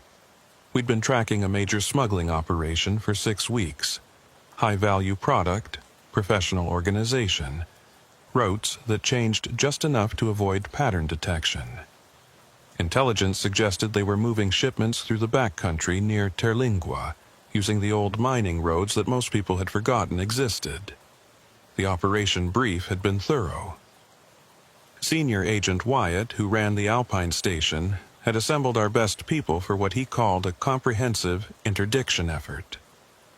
12 agents, 4 vehicles, air support from a Border Patrol helicopter, and me coordinating communications from a mobile command post. "This is a big one, Harper," Wyatt had said during the final briefing. "These aren't small-time operators. They're moving pure product in quantities that suggest cartel connections. We need clean communications throughout the operation. No dropped signals, no confusion, no excuses." I'd nodded, confident in the system I'd built. We had primary frequencies for each team, backup channels, encrypted digital radios for sensitive communications, and even old-school analog backup units in case something went wrong with the digital network. Every possible failure point had a redundancy. "Comms will be solid," I'd assured him. "I've mapped every dead zone in the operational area. We've got relay stations positioned to cover any signal gaps. The teams will stay connected." The operation had launched at 2100 hours on a Thursday night. The plan was straightforward. 4 ground teams would position themselves along the suspected route, creating a net that would force the smugglers into a box canyon where we could safely intercept them. Air support would provide thermal imaging and real-time position updates. And I would coordinate everything from the mobile command post, a converted RV stuffed with communications equipment and monitoring stations. I'd set up on a plateau about 5 miles from the primary interdiction zone, a position that gave me line of sight to most of the operational area and good signal propagation. My equipment rack looked like something from a Cold War spy movie. Multiple radios, signal analyzers, frequency scanners, satellite uplinks, and a bank of monitors showing GPS positions of all our units. At 2130 hours, all 4 ground teams had reported in position. Radio check was clean, 5x5 signal strength across all frequencies. Air support was 15 minutes out. Everything was proceeding according to plan. "Command to all units, we are go for operation," I'd transmitted. "Maintain radio discipline and report any contacts immediately." The acknowledgments had come back crisp and clear. "Team 1, Roger. Team 2, copy that. Team 3, affirmative. Team 4, understood. Perfect communications." Just like I'd promised. At 2147 hours, Team 3 reported thermal contact.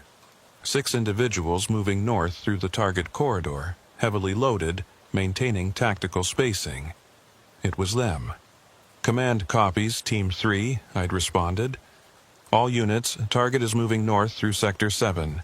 Stand by for coordination." I'd watched the GPS markers on my screen, calculating intercept angles, preparing to guide the teams into position. Air support had just arrived on station, their thermal imaging confirming the contact. That's when I'd heard it. Just for a second, underneath Team 3's transmission. A sound that didn't belong. It was like static, but structured, rhythmic. Almost like Morse code, but the pattern was wrong. Too fast, too complex, not matching any standard I knew. "Team 3, say again your last transmission," I'd requested. "You're breaking up." "Command, this is 3. I said we have solid visual confirmation. 6 individuals, approximately 400 meters from our position. Request permission to move in." The transmission had been clear that time. No static, no interference. I'd almost convinced myself I'd imagined the first anomaly. "Team 3, hold position," I'd ordered. "Waiting for air support confirmation before we move." The helicopter pilot had come on the radio. "Air support to command, we confirm 6 targets moving north. Wait, I'm showing 7 thermal signatures now. Correction, target count is 7 individuals." I'd frowned, checking the digital feed from the helicopter's thermal system. The count flickered on my screen. 6, 7, 6, then air support. Your count is fluctuating on my display. Can you give me a solid number? Command, I'm looking at the thermal feed directly. I count, stand by. A pause. Confirm 7 individuals. Wait, now 6. There's some kind of interference with the imaging system. That was unusual, but not unprecedented. Thermal systems could glitch, especially with atmospheric conditions like heat shimmer or dust, but we had redundant visual confirmation from Team 3 on the ground. Team 3, confirm your visual count, I'd requested. The response had come back, but this time with that structured static underneath it. Louder now, more pronounced. Command, 3, visual, 6, no, 7, breaking up. The signal had degraded rapidly, going from 5 by 5 to barely intelligible in seconds, and that static pattern had become more prominent, almost drowning out the voice transmission. Team 3, you're breaking up. Switch to backup frequency Delta 7. I'd watched my signal analyzer as Team 3 switched frequencies. The backup channel should have been clean. I'd tested it that afternoon. But the moment they came up on the new frequency, the same structured static appeared, and it wasn't random interference. The pattern was repeating. A specific sequence of pulses and gaps, cycling every 12 seconds. All units, this is command. I'd transmitted on the primary frequency. I'm experiencing communications interference. Sound off with signal strength. Team 1, solid 5 by 5, command. Team 2, clear signal here, command. Team 3, command, barely, you, interference, Team Yacht 4. We copy you clearly, command. Only Team 3 was experiencing the interference. They were closest to the target group, maybe 300 meters away now. Everyone else had perfect communications. I'd pulled up a topographic map, checking for anything that might cause localized interference.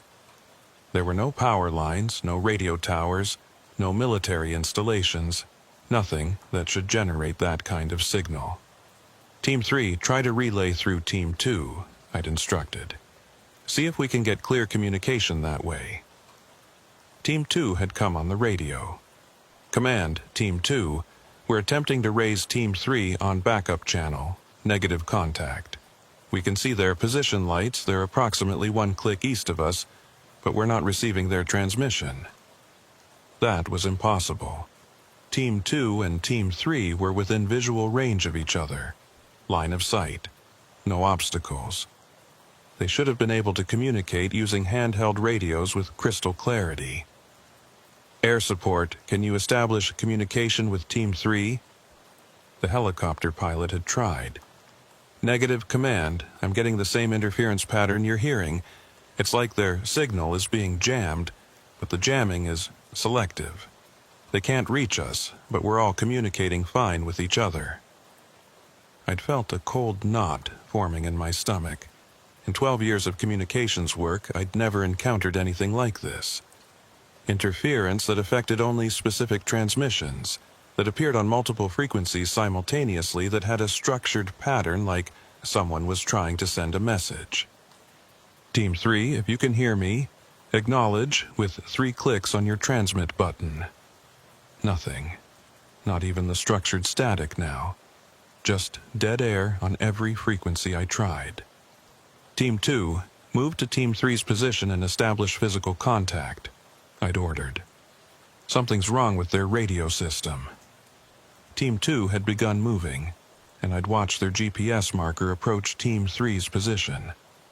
The 2 units converged on my screen. Then Team 2's radio had crackled to life. Command, this is 2. We're at Team 3's last known position. Their vehicle is here, but... Command, the team isn't here. Say again, Team 2. The vehicle is here. Engine running, lights on, doors open. But there's no sign of the agents. Their radios are inside the vehicle, still powered on. But the team is gone.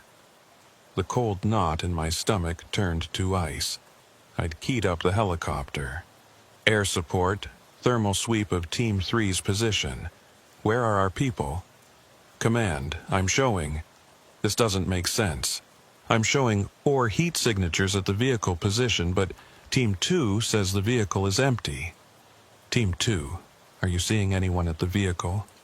Negative, Command. The vehicle is completely empty. We're looking at the radios right now. They're keyed up, transmitting, but there's nobody here. 4 heat signatures, 4 agents had been in Team 3, and the thermal imaging showed them at the vehicle. But Team 2, standing right there, saw nothing. Air support. Are you certain about your thermal reading? Affirmative, Command. 4 distinct signatures right at the vehicle. Body temperature range. They're standing around the vehicle like they're waiting for something. This wasn't equipment malfunction. This was something else, something wrong. All units, halt your advance, I'd ordered. We're pulling back to reassess. That's when the structured static had come back. But this time, it wasn't underneath anyone's transmission.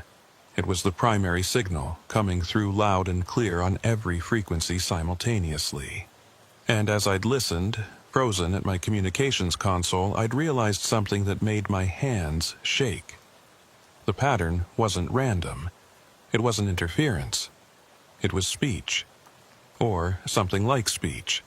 The pulses and gaps formed patterns that were too regular to be natural, too complex to be simple jamming. Someone, or something, was using our radio frequencies to transmit a message. I'd grabbed my signal analyzer, trying to decode the pattern. The software had started processing, running the signal through every known communications protocol. Military codes, commercial standards, amateur radio formats, emergency systems, nothing matched. But there was structure there, definite structure. Command, this is Team 2. The voice had been tight with tension. We're hearing something out here. Not on the radio. A sound in the air. Like humming. High-pitched. It's making our teeth hurt. Team 4 reporting the same. Another voice had cut in. Some kind of audible tone. It's getting louder. I'd heard it, too, faintly, coming from outside my mobile command post. A sound that seemed to vibrate at the edge of hearing, making the equipment racks buzz in sympathy. And the structured static on the radio had changed. The pattern had accelerated, the pulses coming faster, building to something. On my thermal feed from the helicopter, I'd watched as more heat signatures appeared around Team 3's abandoned vehicle. Not the 4 that matched our missing agents. New signatures, different temperatures, moving in patterns that didn't match human movement. Air support, how many signatures are you showing now? Command, I'm counting. 14, no, 17. They keep appearing. Temperature readings are inconsistent. Some are showing normal human range. Others are reading significantly cooler. 17 thermal signatures. 4 missing agents. And 13... what? All units, immediate withdrawal to Rally Point Alpha, I'd commanded. This operation is abort. We are leaving the area now. The responses had come back quickly. Everyone wanted out. Even the helicopter pilot, who'd seen plenty of weird things in his career, had sounded relieved to get the order to pull back. But as the teams had begun their withdrawal, the radio had gone completely dead. Not the structured static, not interference. Just absolute silence across every frequency, every channel, every backup system. The GPS tracking still showed the unit positions, but there was no voice communication at all. I'd tried everything. Different frequencies, different power levels, different antennas. The equipment was functioning. All indicators showed normal operation. But when I transmitted, nothing went out. And nothing came in. Radio silence that I hadn't ordered. Communications blackout with no apparent cause. For 5 minutes, I'd watched the GPS markers move across my screen as the teams withdrew, unable to talk to them, unable to coordinate, just hoping they'd stick to the training and get themselves out. Then, At exactly 2200 hours, the radio had come back. Not gradually, but instantly. 1 second dead air, the next second full communications capability. Command, this is Team 2. Do you copy? I'd grab the microphone. Team 2, command copies. Report status. We're clear of the operational area, heading to Rally Point Alpha. Command, what the hell just happened to our radios? I don't know, I'd admitted. But we're terminating this operation. Everyone rally at Alpha, and we'll debrief there. The teams had pulled back to the rally point, a cleared area about 12 miles from the interdiction zone. When everyone was accounted for, I'd done a head count. 11 agents present. We'd started with 12. Team 3 was still missing. All 4 agents vanished from their vehicle while the engine was running and the doors were open. We'd called in search and rescue. Border Patrol, Sheriff's Department, even the Rangers. For 3 days, they'd searched every inch of the operational area. They'd found Team 3's vehicle exactly where Team 2 had reported it. The radios inside were still powered on, still set to our operational frequencies. But there was no sign of the 4 agents, no tracks leading away from the vehicle, no evidence of struggle. Just 4 people who'd vanished in the time it took for Team 2 to drive 1 kilometer. The official report had listed them as missing, presumed lost in the desert. A tragedy, but one that happens in border operations. People get disoriented, wander off, succumb to exposure. It's harsh country out there. But I'd listened to the recordings, hours of them, analyzing every second of transmission from that night. And I'd heard things that weren't in the official report. I'd heard the structured static, the pattern that repeated every 12 seconds. I'd heard Team 3's last transmission before the interference started, the one where the agent's voice had sounded wrong, flat, emotionless, like someone reading from a script they didn't understand. And I'd heard something else. At exactly 21:59 hours, 1 minute before total radio silence, there had been a transmission. Brief, barely audible, on a frequency we hadn't been using. It was a voice saying 4 words in perfect, unaccented English. The count is wrong. I'd played that snippet back 100 times, trying to identify the speaker. It wasn't any of our team. The voice didn't match anyone on the operation, but someone had transmitted it on our frequencies with our encryption codes from somewhere in that operational area. Someone who knew the count was wrong. And I kept coming back to that thermal imaging feed, showing 17 signatures where there should have been 6, or 7, or however many had actually been out there in the desert that night. Because the one thing I knew for certain, after 12 years of communications work, was this. When you can see something on thermal imaging but can't communicate with it, when your radios pick up structured patterns that don't match any known protocol, when 4 trained agents vanish without a trace while their radios keep transmitting, you're not dealing with equipment failure. You're dealing with something that understands our systems better than we do. Something that can manipulate our frequencies, our signals, our entire communications infrastructure. Something that knew we were coming and decided to send us a message. I just wish I knew what that message meant. The investigation into Team 3's disappearance consumed the next 2 weeks.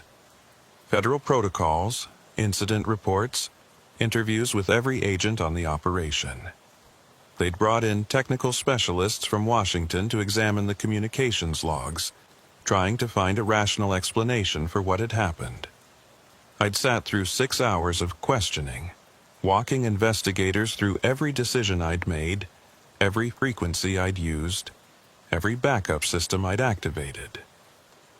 They'd been professional but skeptical, especially when I'd tried to explain the structured static pattern. Communications interference is common in that terrain. The lead investigator, A woman named Pierce from the FBI's Technical Crimes Division had said, "Military exercises, atmospheric conditions, even solar flares can cause unusual patterns." This wasn't atmospheric, I'd insisted. I've worked border communications for 12 years. I know what natural interference sounds like. This was structured, deliberate. Pierce had pulled up the audio files on her laptop. "I'm listening to your recordings now, Agent Harper. I hear static, random noise. The pattern you're describing isn't evident in the frequency analysis." I'd asked her to play it back. When she had, I'd heard exactly what she described. Random static, no pattern, just noise that could be explained by interference. But that wasn't what I'd heard that night. The pattern had been clear, repeating every 12 seconds, building to a crescendo before the total communications blackout.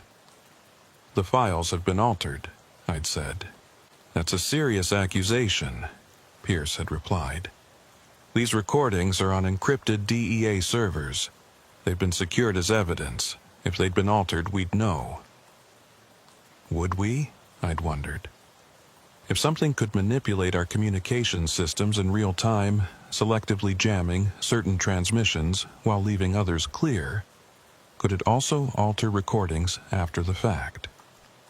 The thought had been paranoid, irrational, but after what I'd experienced, rationality felt like a luxury I couldn't afford anymore. The search for Team 3 had officially ended after 10 days.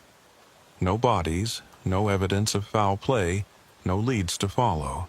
The working theory was that they'd somehow gotten separated from their vehicle, become disoriented, and died somewhere in the vast expanse of the Big Bend backcountry. Recovery operations would continue, but the active investigation was closed. Except it wasn't. Not for me. I'd started going through old operations reports, looking for similar communications anomalies. What I found made the hair on the back of my neck stand up. Over the past 5 years, there had been 8 separate incidents in the Big Bend sector where communications had failed in ways that couldn't be fully explained. Brief periods of interference, unexplained dead zones, transmissions that were heard by some units but not others. Each one had been written off. Atmospheric conditions, equipment malfunction, operator error. But there was a pattern to them.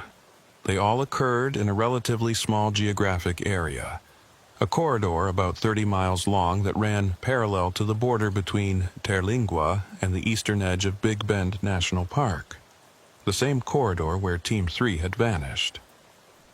I'd pulled up a map and marked each incident. The pattern was clear once you knew to look for it. And at the center of that pattern was an abandoned border station, a small outpost that had been decommissioned in 1994 when operations shifted to more centralized facilities. The old Esperanza Station.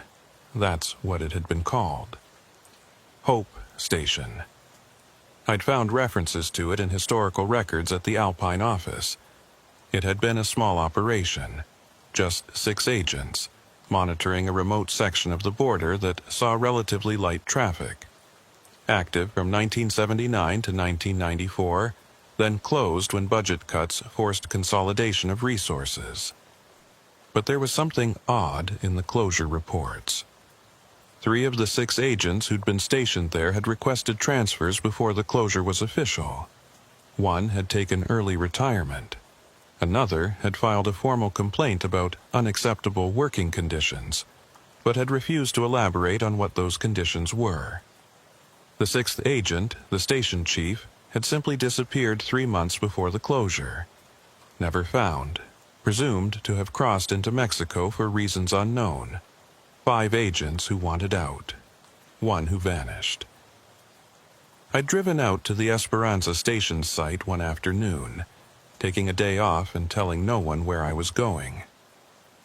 The road hadn't been maintained in over 20 years, barely more than a rough track through the desert. My truck bottomed out twice before I reached the station. The buildings were still there, mostly intact. 2 small barracks, a communications building, a garage, all surrounded by a sagging chain-link fence.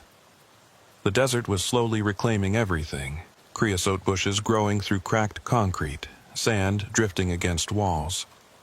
I'd parked and walked the perimeter looking for, I didn't know what, signs of recent activity maybe. Some clue as to why this place seemed to be at the center of the communications anomalies. The main communications building had a steel door that was locked but rusted. A few kicks had popped it open. Inside, everything was exactly as it had been left in 1994. Desks still in place, filing cabinets full of yellowed reports, even an old coffee maker sitting on a counter. And on one wall, the original communications equipment. Ancient by today's standards, vacuum tube radios, analog signal processors, frequency analyzers that looked like museum pieces.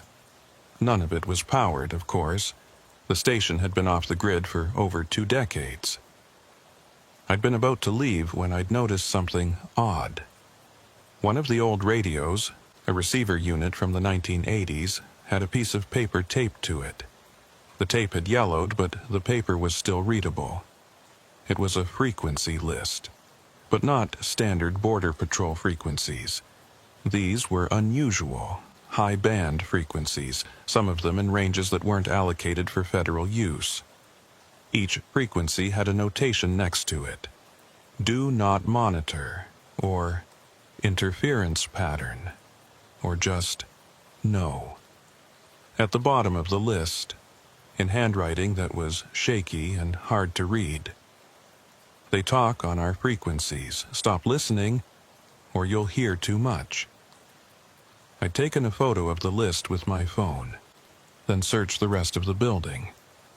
In one of the filing cabinets, I'd found incident reports from '93, the year before the station closed. Multiple reports of communications problems. Structured interference on multiple frequencies. Transmissions that seemed to be in English but weren't, using familiar words in combinations that made no sense. And one report, filed by the station chief 2 months before he vanished, that made my blood run cold. The signal analysis suggests intelligence, not human. Recommend immediate investigation by technical specialists. Current communications protocols are compromised. There was a handwritten note at the bottom from whoever had reviewed the report. Psych evaluation recommended. Extreme stress apparent. The station chief had seen something, heard something, that had made him believe the interference wasn't natural. And instead of investigating, they'd sent him for psychological evaluation. 2 months later, he was gone. I'd left the Esperanza station as the sun was setting, feeling like I was being watched the entire drive back to the main road. Every time I checked my mirror, there was nothing behind me but empty desert. But the feeling had persisted. Back in Alpine, I'd started monitoring the frequencies from that yellowed list. Officially, I didn't have authorization to monitor those bands, but I had access to equipment that could, and I needed to know what was out there. For 3 nights, I'd picked up nothing unusual. Standard background noise, occasional civilian traffic, nothing that matched the structured patterns I'd heard during Team 3's operation. On the 4th night, at exactly 2200 hours, the same time communications had been restored during that operation, I'd heard it, the structured static, the 12-second repeating pattern, coming through loud and clear on one of the frequencies from the list. I'd recorded it, of course, set up every piece of analysis equipment I had access to, trying to decode what I was hearing. The pattern was complex, multi-layered. There were at least 3 distinct components overlapping: a carrier wave, a modulation pattern, and something else. Something that sounded almost like voice data but compressed or encrypted in a way I couldn't parse. I'd run it through every decryption algorithm I had access to. Military encryption, commercial standards, even some classified systems I technically shouldn't have been using. Nothing worked. But there was one thing I could determine. The signal was coming from the area around Esperanza Station. The abandoned outpost was transmitting, or something near it was. The next day, I'd requested a meeting with Senior Agent Wyatt. I'd brought printouts of the old incident reports, the frequency list, my recordings of the structured static. I'd laid it all out for him, trying to make the case that something beyond normal operations was happening in that corridor. Wyatt had listened quietly, his expression unreadable. When I'd finished, he'd leaned back in his chair and studied me for a long moment. "Harper, how long have you been working border communications?" 12 years, sir. "And in those 12 years, have you ever experienced psychological stress that made you question your perceptions?" The question had stung. "Sir, I'm not suffering from stress-related hallucinations. This is documented. The recordings show interference patterns that can be explained by atmospheric conditions and equipment limitations." Wyatt had tapped the printouts. "This historical information is interesting, but it doesn't prove anything except that the Big Bend sector has always had communications challenges. What about Team 3? 4 agents don't just vanish." "People do vanish in the desert, Harper. It's tragic, but it happens. The terrain is unforgiving. We may never find them." He'd push the documents back across the desk. "I'm going to say this as clearly as I can. You need to let this go. Team 3's disappearance is being handled by the appropriate authorities. Your job is to maintain communications for current operations, not to investigate historical anomalies that have already been explained." "They haven't been explained, sir. They've been dismissed." Wyatt's expression had hardened. "Agent Harper, I'm ordering you to drop this investigation. That's not a suggestion. If you continue pursuing this line of inquiry, I'll have to question whether you're fit for duty." The threat had been clear. Back off, or face the same psychological evaluation that had ended the career of the Esperanza Station chief. I'd gathered up my documents and left his office, but I hadn't stopped. I'd just become more careful about it. At night, after my official shifts ended, I'd been monitoring those frequencies. The structured static appeared regularly now, always at 2200 hours, always following the same 12-second pattern. But it was changing, evolving. Each night, the pattern became slightly more complex, as if it was adapting or learning. And I'd started hearing something else. Underneath the static, barely audible, what sounded like words. English words, but spoken in a rhythm that was off, wrong, somehow. I'd isolated the audio, enhanced it, played it back at different speeds. At half speed, the words became clearer. Count, wrong. Count, always, wrong. The same message, repeating over and over. The same words that had come through on that unexplained transmission the night Team 3 vanished. Someone, or something, was trying to tell us that the count was wrong. But what count? The number of agents, the number of suspects, the thermal signatures that didn't match visual observations? I'd been working on this puzzle for 2 weeks when I'd received an anonymous text message. Just a phone number with a 505 area code, New Mexico, and a single word, call. I'd debated whether to respond. It could be anything, a wrong number, a prank, maybe even a test from the agency to see if I'd stopped investigating. But I'd called, at 2200 hours exactly, sitting in my truck on a dark stretch of highway outside Alpine. The phone had rung twice before someone picked up. No hello, no identification. Just a voice that sounded old and tired. "You've been monitoring the frequencies. Who is this?" I'd asked. "Someone who worked Esperanza Station, someone who knows what you're hearing." A pause. "The station chief, the one they said disappeared." My pulse had quickened. "You're supposed to be missing, dead probably. I chose to disappear. After I understood what was happening, I couldn't stay in the system. They would have buried me in psychological evaluations and forced medication. I needed to understand on my own terms. Understand what? Another pause, longer this time.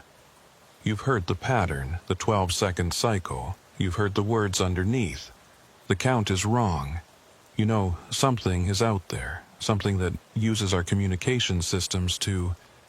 Communicate isn't the right word. More like intrude, or maybe warn. Warn us about what? About what's in the desert. What's always been in the desert. But we're only now developing the technology to detect it. The thermal imaging, the radio frequencies we use, the GPS systems. We've built the tools to see what was invisible before, and it's showing itself to us now, deliberately. I'd wanted to believe he was crazy, that I was talking to a paranoid burnout who'd cracked under the stress of border work. But he knew about the pattern. He knew about the count. What happened to Team 3? I'd asked. The same thing that almost happened to me. The same thing that's happened to others over the years.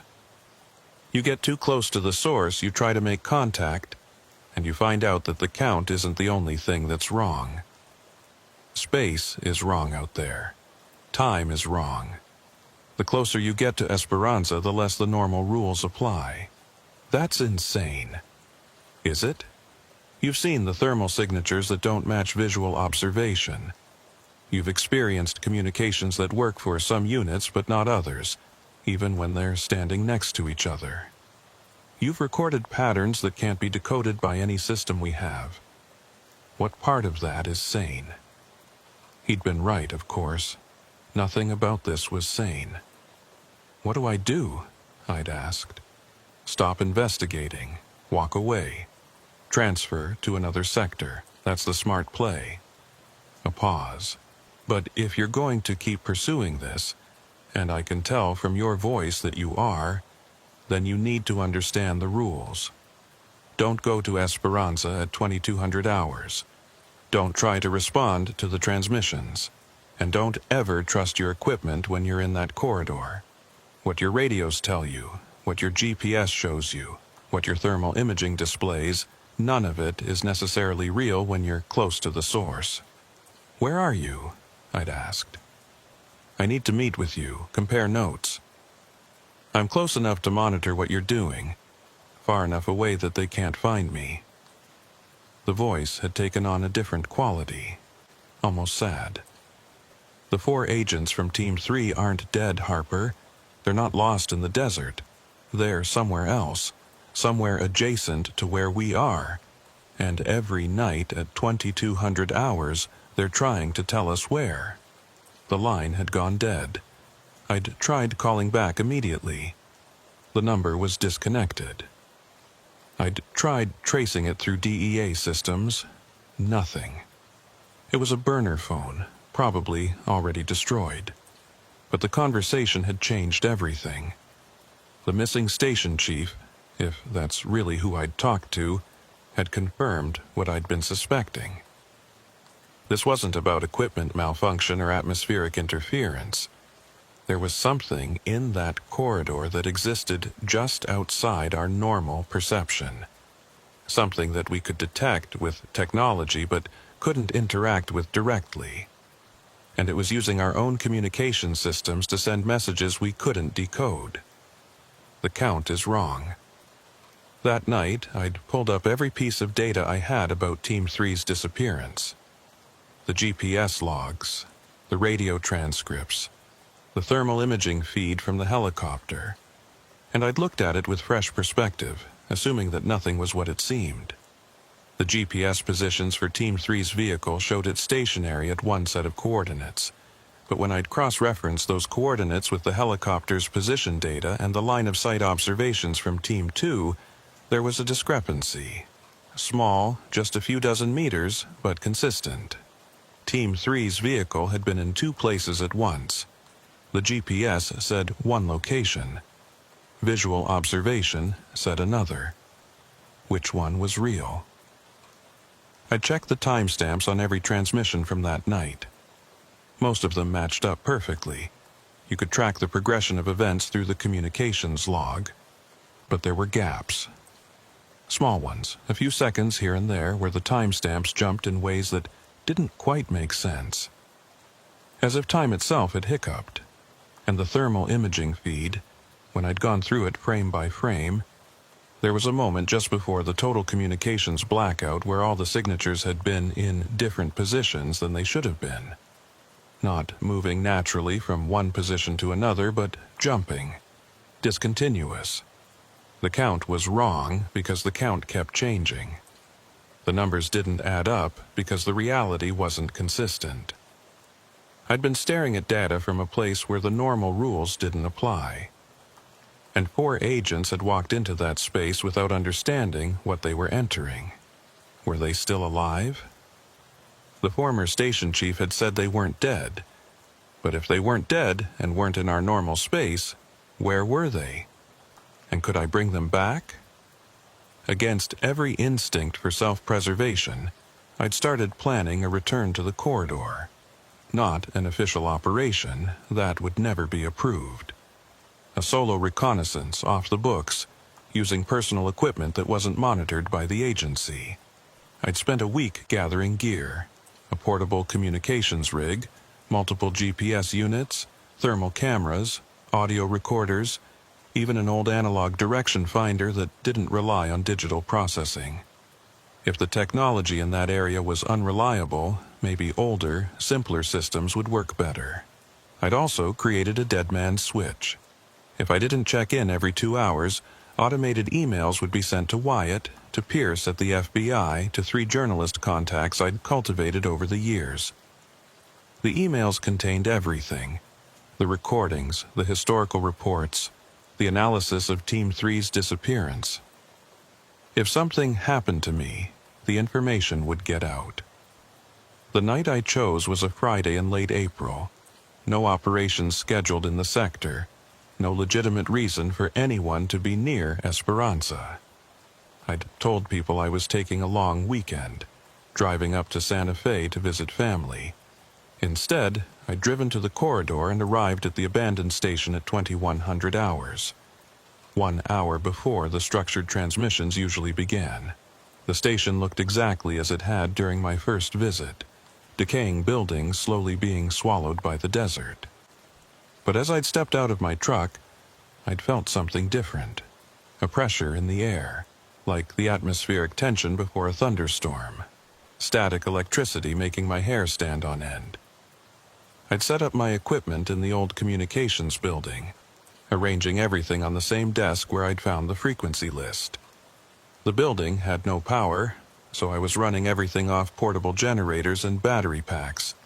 Multiple recording devices, all synchronized, all set to capture whatever happened. At 2145 hours, I'd done a systems check. Everything was functioning normally.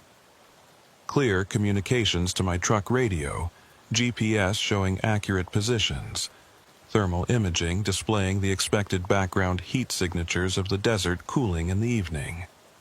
I'd keyed my truck radio. Harper to base unit, radio check. My own voice had come back clear from the vehicle outside. Base unit to Harper, 5x5. Normal. Everything normal. At 2155 hours, the first anomaly had appeared. The digital clock on my communications rig had jumped forward 3 seconds, then corrected itself.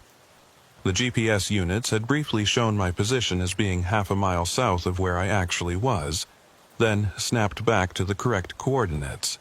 Hiccups. Reality glitching. At 2158 hours, the temperature in the building had dropped 10 degrees in about 5 seconds. My breath had become visible. The thermal camera had shown cold spots forming in the corners of the room, darker patches where the heat was being pulled away. And at 2200 hours exactly, the structured static had begun. But not on my radios. In the old vacuum tube receiver, the one that had been sitting dead for over 20 years. The one with no power source. It had lit up, tubes glowing orange, and the static had come through the ancient speaker. The 12-second pattern, loud and clear, but with something new layered into it.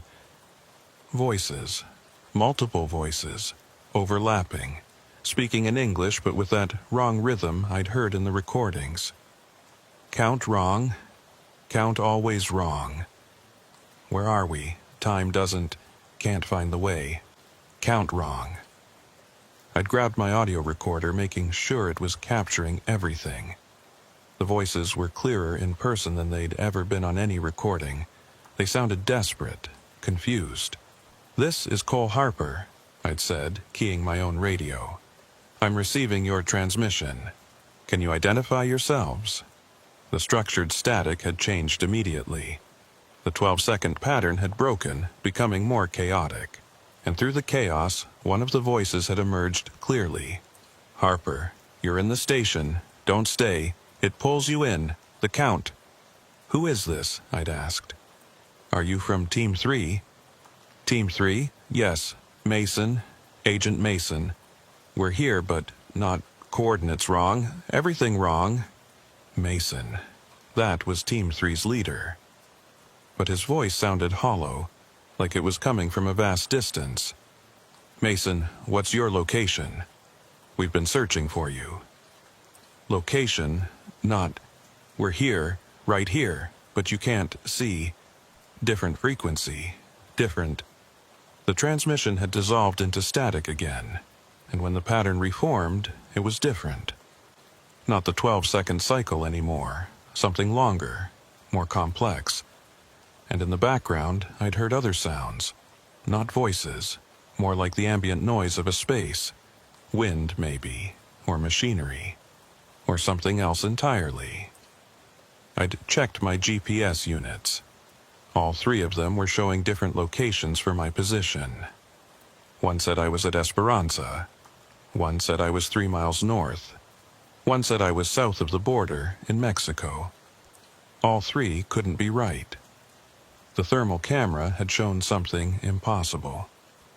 The room I was in showed on the display, recognizable by the outlines of furniture and equipment. But overlaid on top of it was another space. Vague outlines of different furniture, different walls, like two locations occupying the same coordinates.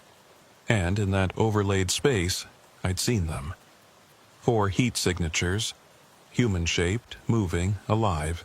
Team 3, existing in a version of the station that wasn't quite the same as mine. "Mason, I can see you on thermal imaging," I transmitted. 4 signatures. "Are all of you there?" The response had come through that old vacuum tube receiver. "All here, but here is wrong. Tried to count. Thermal showed too many. Went to check. Stepped through. Didn't know." Stepped through. Into what? Another space? Another frequency? A place where the normal rules didn't apply? I'd moved the thermal camera, scanning the building systematically. The 4 signatures were moving through rooms that didn't match the physical layout I could see. They'd walk through walls that existed in my space, following corridors that didn't exist here. "Mason, you need to navigate back to our frequency," I'd said, trying to sound calmer than I felt. "Follow my voice. Use it as a guide." Tried. Can't find the way. The count keeps changing. Every time we think we're close. The structured static had surged then, becoming almost deafening, and through it, I'd heard other voices. Not the 4 from Team 3. Others, many others. "Been here since '93. Station chief. Can't find the exit. Border Patrol 07. Thermal showed something wrong. Went to investigate. Don't remember when. Long time. So long." How many people were trapped in that adjacent space? How many had stepped through over the years, drawn by the anomalies, thinking they could investigate and return? The building had started shaking. Not violently, but with a constant vibration, like standing next to a huge generator. My equipment had rattled on the desk, and dust had drifted down from the ceiling. I checked the time. 22:15 hours. 15 minutes since the structured transmission had started. How long did I have before whatever had pulled in Team 3 tried to pull me in too? Mason, listen carefully, I'd transmitted. You need to focus on a specific point. The doorway of the communications building. Can you see it? I see many doorways, all in same place but different. Focus on the one where my voice is strongest. Move toward it. Don't worry about walls or obstacles. Just move toward my voice. On the thermal display, I'd watched as the 4 signatures changed direction, moving toward my position. But they weren't getting closer in normal space. They were moving through that overlaid geometry, following paths that made no sense in my reality. The shaking had intensified. Items had started falling off shelves. One of my GPS units had sparked and died. The thermal camera display had flickered, showing the overlaid space more clearly for a moment before returning to the confused double image. And I'd seen them then. Not just Team 3. Dozens of heat signatures, all moving through that adjacent space, all trapped in geometries that didn't align with ours. A graveyard of people who'd gotten too close to understanding what was happening here. Harper, if you can hear us, don't try to come through. Warn others. The count is always wrong because there's more than one count, more than one space. Overlap point here. The transmission had cut out. Not gradually fading, just gone instantly. And the shaking had stopped. The temperature had normalized. The old vacuum tube receiver had gone dark. I'd checked my equipment. The one functioning GPS unit now showed the correct location. The thermal camera showed only normal background signatures. The digital clock was keeping accurate time. Everything back to normal, as if nothing had happened. Except my recordings. I'd checked them immediately. Every device had recorded the full event. The voices, the static patterns, the audio of our conversation. Proof that it had been real. I'd packed up quickly, suddenly aware of how alone I was out there. As I'd carried equipment to my truck, I'd used the thermal camera one more time, scanning the station. The building showed normal temperature patterns, but at exactly the point where I estimated Team 3 had been standing in that adjacent space, there was a cold spot. Just a small area, maybe 3 feet in diameter, where the temperature was 15 degrees lower than the surrounding desert. A marker, a sign that they were still there, still trying to find a way back. I'd driven away from Esperanza as the clock turned to 2300 hours. Behind me, in the rearview mirror, I could see the old station silhouetted against the desert sky, and I could swear I saw lights in the windows, faint, flickering, like candles or battery-powered flashlights. Lights that shouldn't be there in a building that had no power. Lights from the wrong frequency, bleeding through into ours. The recordings changed everything. I had proof, real, documented evidence that something impossible was happening in the corridor. Multiple formats, multiple devices, all showing consistent data that couldn't be dismissed as equipment malfunction. I'd spent the entire weekend analyzing the audio, breaking down the patterns, trying to understand what I'd documented. The structured static, when processed through spectral analysis software, showed regularities that strongly suggested artificial generation, not natural interference, not atmospheric phenomena, something created deliberately. And the voices. I'd isolated each one, run voice analysis, compared them to personnel records. Agent Mason from Team 3. Confirmed match. 2 other voices I'd managed to isolate also matched Team 3 members. They were alive, or something was using their voices, in that space adjacent to ours. But it was the other voices, the ones claiming to be from years past, that haunted me. I'd cross-referenced names and dates with missing person reports from the sector. Most matched. People who'd vanished near Esperanza, unexplained disappearances that had been written off as desert tragedies. They weren't dead. They were displaced. Monday morning, I'd gone straight to Wyatt's office with the recordings. I'd known it was a risk. He'd already ordered me to drop the investigation. But I had evidence now. Real evidence that couldn't be ignored. Wyatt had listened to the audio files, watched the thermal imaging video, reviewed the spectral analysis. His expression had remained neutral throughout, giving nothing away. When I'd finished presenting everything, he'd closed the files and looked at me for a long moment. "Harper, you went to Esperanza Station alone, off duty, without authorization, to investigate a phenomenon I specifically ordered you to stop pursuing." "Sir, I had to. You violated direct orders. You put yourself at risk. And you've brought me evidence that, if authentic, represents something far beyond our mandate to handle." He'd paused. "But more importantly, you've proven something I'd hoped wasn't true."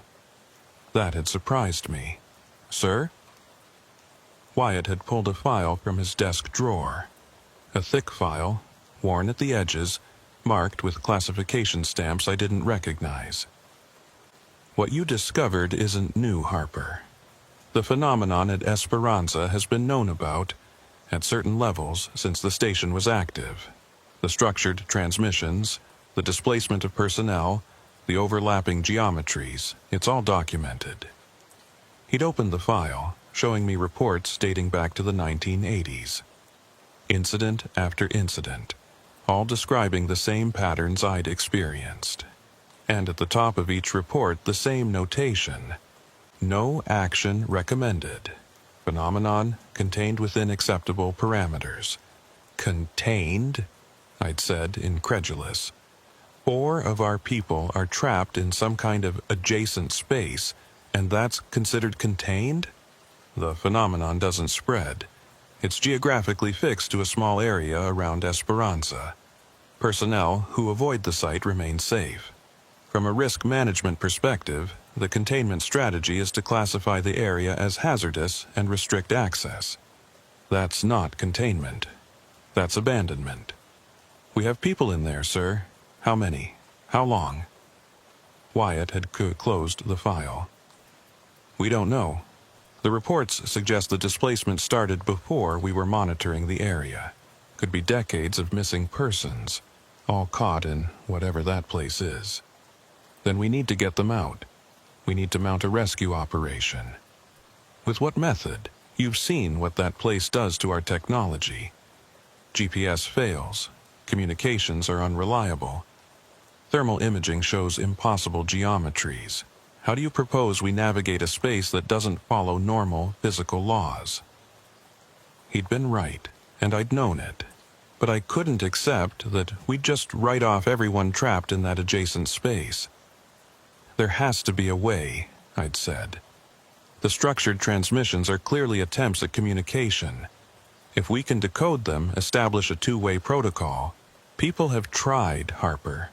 Specialists from agencies you don't have clearance to know about. They've studied the phenomenon, attempted to establish contact, tested various methods to access or stabilize the adjacent space. None of it worked. The space remains inaccessible, and anyone who spends too long trying to understand it risks being pulled in themselves." "Is that what happened to the station chief?" Wyatt had looked surprised. "You know about him?" "I've done my research. He disappeared in '94, 2 months after filing a report about the phenomenon. The official story says he crossed into Mexico. But that's not what happened, is it?" "No," Wyatt had admitted. "He got too close. Started spending his off-duty hours at the station, monitoring the transmissions, trying to decode them. One night, he didn't report for his shift. We found his vehicle at Esperanza, all his equipment still set up, but he was gone. The thermal signatures showed he was still there, moving through that adjacent space, but we couldn't reach him. Someone claiming to be him called me," I'd said, "last week. Told me he chose to disappear, that he's monitoring the situation from outside the system." Wyatt had sat up straighter. That's impossible. If he's in the adjacent space, maybe he found a way out. Or maybe he was never fully in. Maybe he exists in both spaces now, in between. I'd leaned forward. Sir, there's something we're missing. The transmissions say the count is wrong. What if that's not about the number of people? What if it's about the number of spaces? Multiple realities occupying the same coordinates, and we're only seeing one of them? That's theoretical physics far beyond our scope, Harper. Then we bring in people who understand it, physicists, quantum mechanics specialists, whoever can make sense of what's happening there. Wyatt had been quiet for a moment. Then he'd made a decision I could see forming behind his eyes. There's a protocol, he'd said slowly. Not official DEA procedure. More like an interagency agreement. If certain types of phenomena are encountered that exceed normal operational parameters, there's a team that can be contacted. They don't have a public presence. They don't answer to standard government oversight. But they specialize in anomalies. You mean they handle cases like this? They investigate unexplained events that have national security implications. The Esperanza phenomenon qualifies. The potential for hostile forces to exploit or weaponize whatever is happening there, the risk to personnel, the information security concerns, it all adds up to something beyond our ability to manage. He'd pulled out a secure phone, one I'd never seen him use before.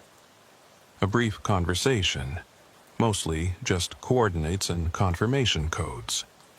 When he'd hung up, he'd looked at me with an expression that mixed concern and relief.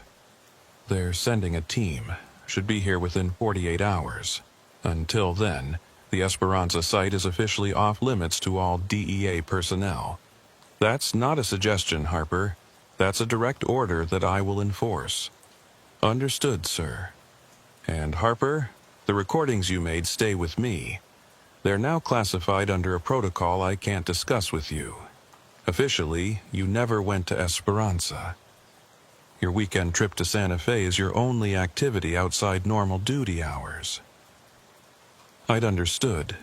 They were burying my evidence, making sure there was no official trail. But at least they were taking action.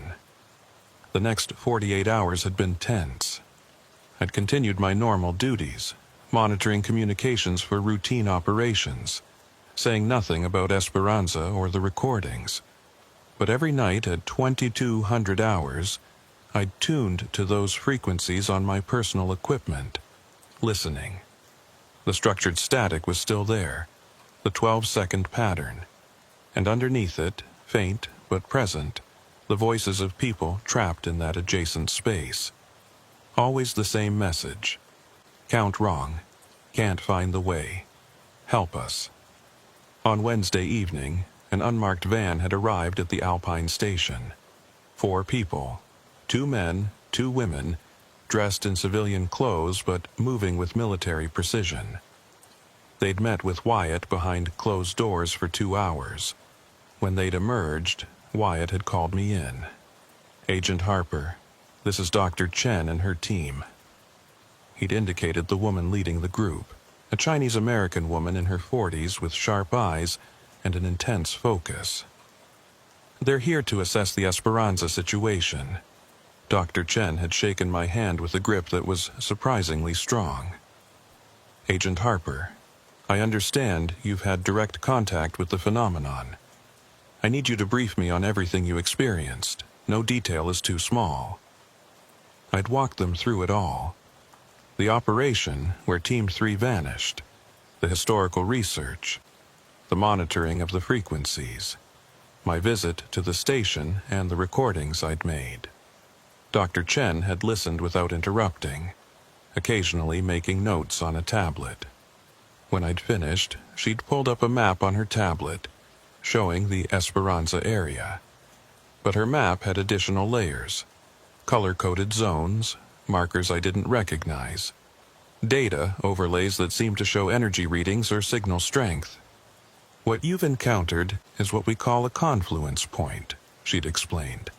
A location where the normal parameters of space-time become unstable. Think of it like a radio that's picking up multiple stations at once. They're all broadcasting on frequencies so close together that they bleed into each other. Multiple realities? More like multiple states of the same reality. The space around Esperanza exists in several overlapping configurations simultaneously. Most of the time, these configurations don't interact, but under certain conditions, specific times, atmospheric factors, maybe quantum fluctuations we don't fully understand, the barriers between them become thin, permeable, and people can cross between them. Not intentionally. It's more like falling through. You're in one configuration, the barrier thins, and suddenly you're in another configuration. But because the transition isn't clean, because these spaces are fundamentally incompatible, you can't easily return. How many of these confluence points exist? I'd asked. Dr. Chen had exchanged glances with her team. We've identified 17 along the U.S.-Mexico border. Esperanza is one of the most active. The others are monitored and restricted, but they represent a persistent challenge for border security operations. Does this happen at other borders? Other countries? The phenomenon isn't limited to borders. We've found confluence points in various locations worldwide. But borders seem to amplify them, possibly because they represent an artificial division imposed on continuous space. The contradiction creates stress points in the local space-time structure. The explanation had been both clarifying and terrifying. There were places on Earth where reality didn't work properly, where people could slip between different versions of space, and we'd built our border defenses right through some of them. Can you get Team 3 out? I'd asked. We can try. We've developed some techniques for navigating confluence points, stabilizing the barriers long enough to extract displaced personnel. But it's risky, the success rate isn't high, and every attempt risks destabilizing the confluence further. But you'll try? That's why we're here, Agent Harper. We've reviewed your recordings. The voices you captured represent a significant number of displaced individuals. If we can establish a stable corridor, even temporarily, we might be able to guide them back. Dr. Chen's team had spent the next 2 days at Esperanza, setting up equipment I didn't recognize. Large antenna arrays, quantum field generators, equipment that looked more like particle physics experiments than anything related to border security. I hadn't been allowed on site during the setup, but I'd monitored their communications from the Alpine station. They'd worked through the night, and on Friday at 21:45 hours, Dr. Chen had radioed back. We're ready to attempt extraction. Standing by for 2200 hours activation. I'd watched the clock tick toward the activation time, listening to the team's communications. They were coordinating a complex procedure, something about creating a resonance bridge between configurations, using the structured transmissions as a navigation beacon. At 2200 hours, the chatter had increased dramatically. Multiple voices reporting readings, adjusting parameters, fine-tuning the equipment. And underneath it all, I'd heard that familiar structured static beginning to transmit. We're getting resonance, someone had reported. The barrier is thinning, deploying navigation beacon. Multiple signatures appearing, another voice had said. Thermal imaging showing. Dr. Chen, we're reading over 30 displaced individuals. That's far more than we anticipated. Adjust the bridge parameters, Dr. Chen had ordered. We can handle the number. Begin extraction protocol Alpha. For 20 minutes I'd listened to the teamwork. Their communications a mixture of technical jargon and urgent coordination. They were bringing people out, pulling them from that adjacent space back into ours. Then something had gone wrong. Bridge is destabilizing, someone had shouted. We're losing coherence. Shut it down, Dr. Chen had commanded. Emergency shutdown, now. We still have people on the bridge. If we shut down... Shut it down! The confluence is cascading. If we don't stop now, we'll lose the entire team. A burst of static, then silence. Dr. Chen, come in, I transmitted. Report status. It had taken almost a minute before she'd responded, and her voice had been shaken. We've extracted 6 individuals. Team 3, all 4 of them made it back, plus 2 others from earlier displacements. But the bridge collapsed before we could get everyone. How many are still trapped? At least 24 confirmed signatures. We lost count during the destabilization. A pause. Agent Harper, the confluence is now highly unstable. The cascading effect has created new overlaps, more configurations bleeding through. We can't attempt another extraction until it settles, and that could take weeks or months. They'd saved 4 people. 4 out of 30 or more trapped in that space. Better than nothing, but far from enough. The debriefing with Team 3 had taken place at a secure facility in El Paso. I'd been cleared to attend, partly as a witness to the original disappearance, partly because I'd been the one to make contact while they were displaced. Agent Mason had looked thinner, older, traumatized. He'd been in that space for 6 weeks by our timeline, but he'd claimed it felt like months. Time didn't work the same way there. It's like being in a building where the rooms keep changing, he'd described. You walk through a door, and sometimes it leads where you expect. Other times, you're in a completely different space. We tried to navigate by landmarks by GPS, but nothing was consistent. The only constant was that structured transmission. We could hear it, always at what we thought was 2200 hours, and we knew that was our best chance to make contact. Did you see other people there? I'd asked. Shadows of people. We'd see heat signatures, hear voices, but they were always just out of reach. Different frequencies, Chen called them. All trapped in their own versions of that space, all trying to find a way out. The other 2 rescued individuals had similar stories. One claimed he'd been trapped since 2007, 13 years, though he insisted it felt like decades. The other didn't know when he'd been displaced, had lost track of time entirely. All of them reported the same thing. The count was always wrong. You'd see one number of people, thermal would show another number, GPS would indicate yet another number. Because you were existing in multiple overlapping spaces simultaneously, and each space had its own count. Dr. Chen's final report to Wyatt had recommended the confluence point be permanently sealed. Not restricted, not monitored, but actually sealed using a process she'd only vaguely described as quantum anchoring. The confluence is too unstable now, she'd explained.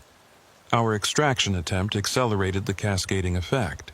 Within 6 months, the overlapping configurations could extend over a mile radius. Anyone in that area would be at risk of displacement. Can you seal it? Wyatt had asked. We can anchor this configuration, make it the dominant state and suppress the others. But it's not a perfect solution. The people still trapped in the other configurations will effectively be sealed away permanently. We won't be able to reach them. The choice had been stark. Seal the confluence and abandon 24 or more people to permanent displacement, or leave it open and risk the phenomenon spreading to affect a larger area. Wyatt had made the decision. Seal it. We can't risk more people being affected. The sealing operation had taken place 3 weeks later. I hadn't been present, but I'd monitored the frequencies one last time as Dr. Chen's team did their work. At 2200 hours, I'd heard the structured static for the last time. But it wasn't the 12-second pattern anymore. It was something else. Almost like screaming, but at frequencies that made my equipment howl in feedback. Then silence. Complete silence across all frequencies. The confluence point was sealed. The people trapped there were still trapped, but they could no longer communicate with us. Their voices were cut off, locked in spaces we could no longer access. I think about them sometimes. Late at night, when I can't sleep. 24 people, at least, existing in overlapping geometries around a sealed confluence point. Still trying to navigate spaces that don't make sense. Still counting signatures that never add up correctly. Still searching for a way home that no longer exists. And I think about the other confluence points along the border. 17 of them, Dr. Chen had said. All monitored, all restricted, but still active. How many people have been displaced at those sites? How many are still trying to send messages we're not hearing? I transferred out of the Alpine station 6 months ago. Took a position in El Paso, managing communications for a different sector. No confluence points in my area of responsibility. Just normal border operations with conventional problems. But every night at 2200 hours, I stop what I'm doing and listen. Old habit, maybe. Or maybe just the need to know that I'm still in the right frequency, the right configuration, the right version of reality. Because I learned something from the Esperanza confluence that keeps me awake. We assume space is stable, that reality is consistent, that the ground beneath our feet is solid and unchanging. But there are places where that assumption is wrong. Places where you can step from one frequency to another without realizing it. Where the count is always wrong because you're counting across multiple overlapping spaces. And once you know these places exist, once you've heard the voices of people trapped between configurations, you can't ever be completely certain you're still in the right one. Sometimes I get calls on my work phone. Brief, lasting just a second, no caller ID. Just a burst of that structured static, the 12-second pattern, then silence. The system says they're wrong numbers, diagnostic tests, glitches. But I know what they really are. They're proof that the seal isn't perfect. That the voices can still leak through, still trying to tell us that the count is wrong. And every time I hear one, I check my GPS, my thermal imaging, my radio frequencies, making sure all my equipment agrees on where I am. Making sure I haven't slipped across a barrier I didn't know I was crossing. Because the most terrifying thing about confluence points isn't that they exist. It's that you might already be in one and not know it until it's too late to get back. The count is always wrong when you're standing in two places at once. And I can never be certain I'm not.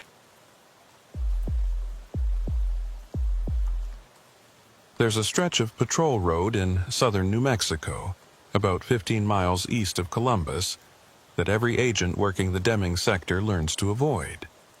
Not officially. There's no memo, no formal restriction. Just an understanding passed from veteran to rookie. If you can find a reason to skip that section of Route 9, you take it. I learned why the hard way. My name is Nolan Briggs, DEA Border Interdiction since 2011. Transferred to New Mexico's Deming sector 3 months before this happened. October 2019. The sector is vast, empty desert where you can drive for an hour without seeing another vehicle. This was a standard night patrol, 12-hour shift covering the eastern section. My route, a 50-mile loop along the border fence, through checkpoints back to station, should take 4 hours at patrol speed. I'd started at 2,000 hours. First 2 hours were routine. 3 sensor checks, 1 thermal hit that was just javelina, regular dispatch reports every 30 minutes. At 22:15 hours, I turned onto Route 9's eastern section, 15 miles parallel to the border. 10 minutes in, I noticed the discrepancy. Odometer showed 6.3 miles, GPS said 4.1 miles. Unit 7 to dispatch, inconsistent distance readings on Route 9. Dispatcher Ellis responded immediately. What's your current position? Approximately 7.5 miles east, maintaining patrol speed. But my odometer showed 11.2 miles traveled. Describe your surroundings. Standard desert terrain. Fence line south, graded dirt road, no landmarks. Copy. Report any additional anomalies. By 2300 hours, my odometer read over 20 miles. GPS insisted I was only at 10 miles. The 15-mile road should have ended by now. I pulled over at a mile marker. It read, Mile 7. I'd driven over 20 miles and was at mile marker 7. Impossible. Dispatch, mile marker says 7, but I've driven over 20 miles. My tracks are visible behind me. Ellis's voice was controlled. Unit 7, get back in your vehicle and continue east. Report every 5 minutes. I drove. Odometer climbed. 21.5, 22.0, 22.8. GPS barely moved. At 23:15 hours, I passed another mile marker. Mile 7 again. Same distinctive scratch on the metal. I just passed mile marker 7 again. Same marker. Nolan, tell me exactly what you're experiencing. She'd used my first name. This was serious. I've been driving east for over an hour. Odometer says 25 miles, but I keep passing the same landmarks, the same mile marker. GPS insists I'm near the junction, but there's no junction. How are your fuel levels? 3/4 tank. Down from full, so fuel consumption is normal. Nolan, be straight with you. You're not the first to experience this on Route 9. Official policy says GPS dead zone. Between us, nobody who's experienced this can fully explain it. Keep driving. Everyone eventually reaches the junction. How much longer? Varies. Shortest was 2 hours. Longest was more. The odometer passed 30, 35, 40 miles. Each mile marker read 7. Same marker, over and over, though my straight tire tracks proved I wasn't circling. At 23:45 hours, I saw fresh tire tracks ahead. Someone else's vehicle. Dispatch, I'm seeing other vehicle tracks. No other units are on Route 9 tonight. You're alone in that section. I followed them for miles. They looked exactly like my tread pattern. I was following my own tracks from ahead of me, from the future. The tracks I'm following are mine, same tread pattern. This is consistent with previous reports. Spatial distortion. Route 9 doesn't follow normal geometry. You're in a loop, but not circular. More like temporal. The road exists in multiple instances simultaneously. That should have sounded insane, but after 50 miles on the same marker, I accepted it. How do I break out? You don't. Continue until it releases you, usually at dawn. Dawn was 7 hours away. I kept driving, 60 miles, 70, 80. The tire tracks multiplied, now 3 identical sets. At 0100 hours, I saw taillights ahead. Another vehicle, half a mile away, same speed as me. Dispatch visual on another vehicle. Is it maintaining position or pulling away? Maintaining, like we're tethered. I sped up to 75 miles per hour. The distance never changed. I can't close the gap. Slow down, Nolan. You won't catch it. It's you. The vehicle ahead is your own, existing minutes ahead. Behind you is your own taillights following.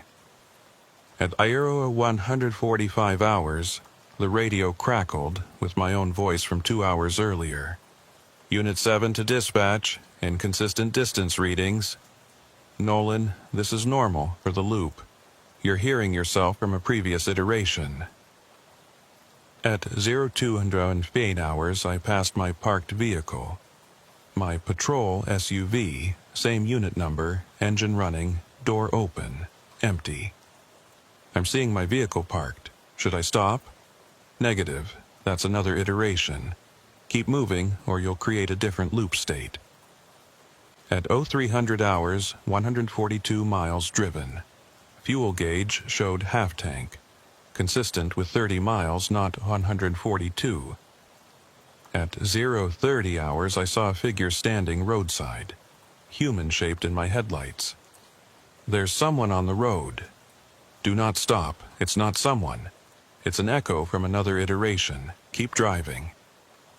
As I got closer, I saw it wore a DEA uniform, my uniform. It was me. Another version, standing, watching. The head turned as I passed.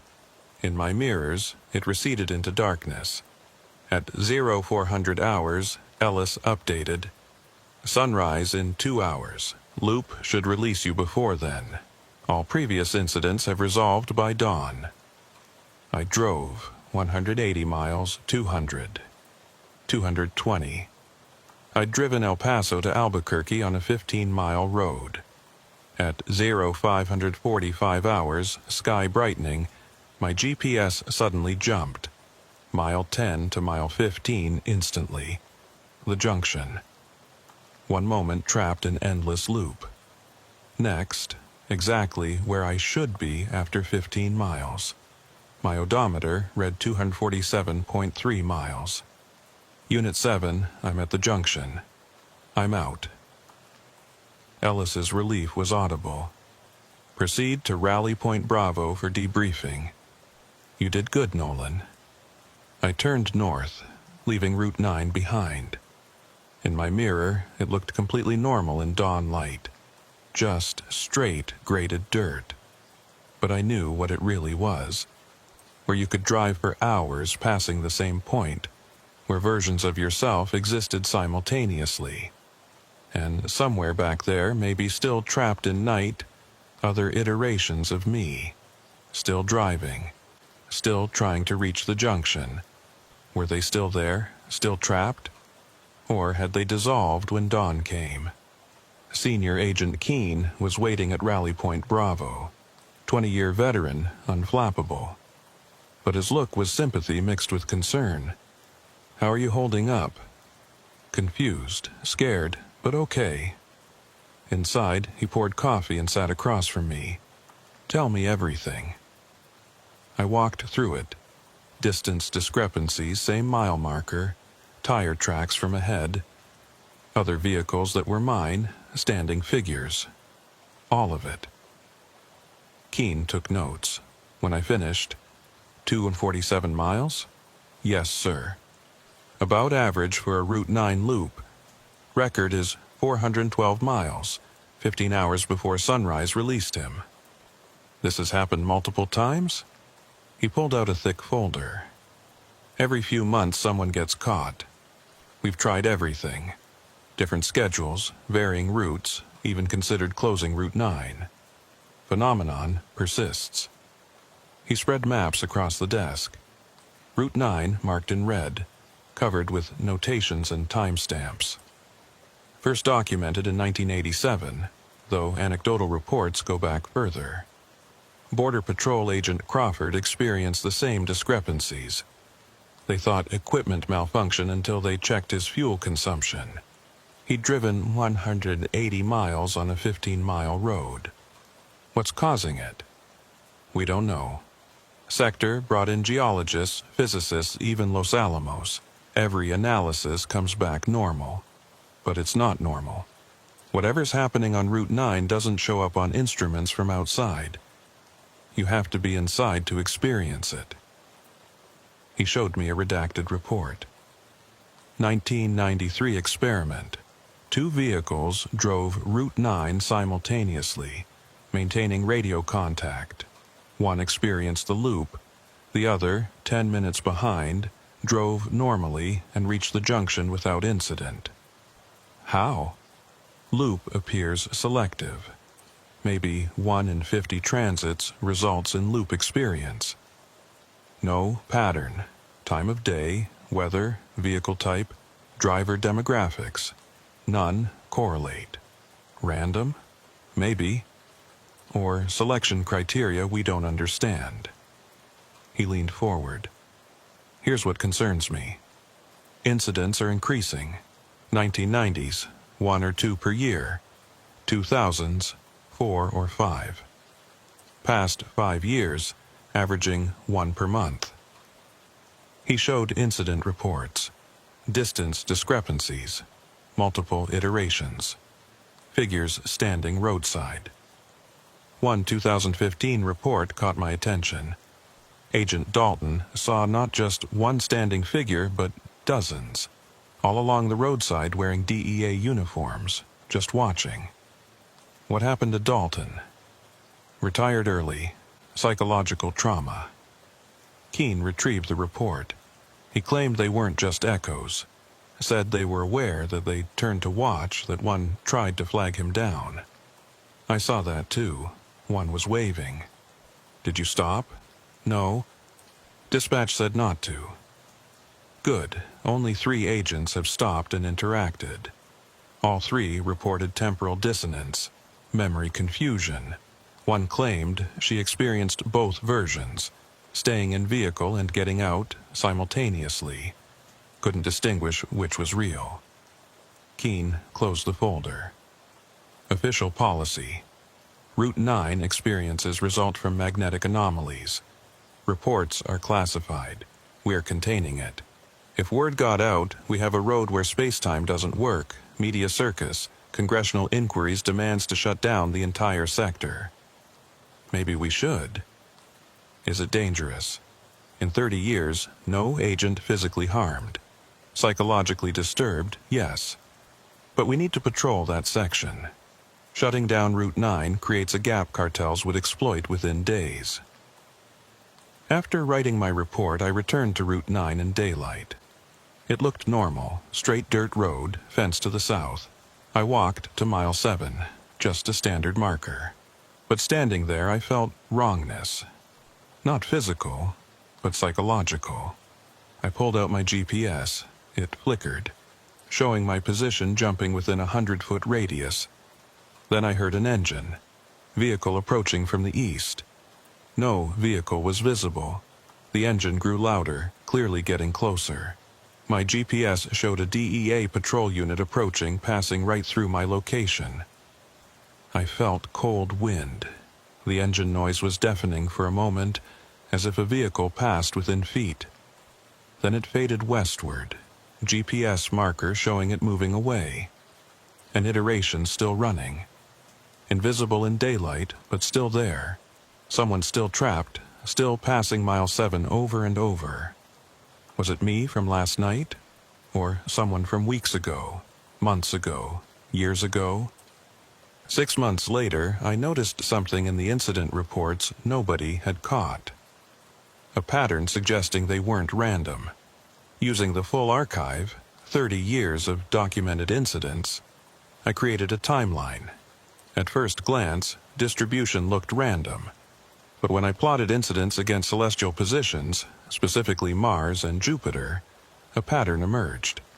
Every single loop incident occurred when Mars was at a specific declination angle, between 17 and 19 degrees above the southern horizon. 100% correlation. My experience. October 2019, 22:15 hours. Mars at 18.3 degrees. I took findings to Keene. He studied my data in silence. You're not the first to notice. Someone else found the Mars correlation. 1995, Agent Pacheco. Worked 12 years. Did similar analysis, found same pattern.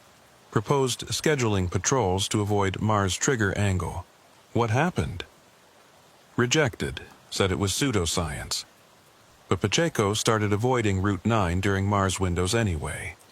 Worked fine for 2 years. Then one night, Mars and trigger zone she was asked to cover for sick agent. She refused, citing research. Command gave her a choice. Work assigned patrol or early retirement. She chose retirement. She chose to stay alive. Pacheco had a theory about why Mars mattered.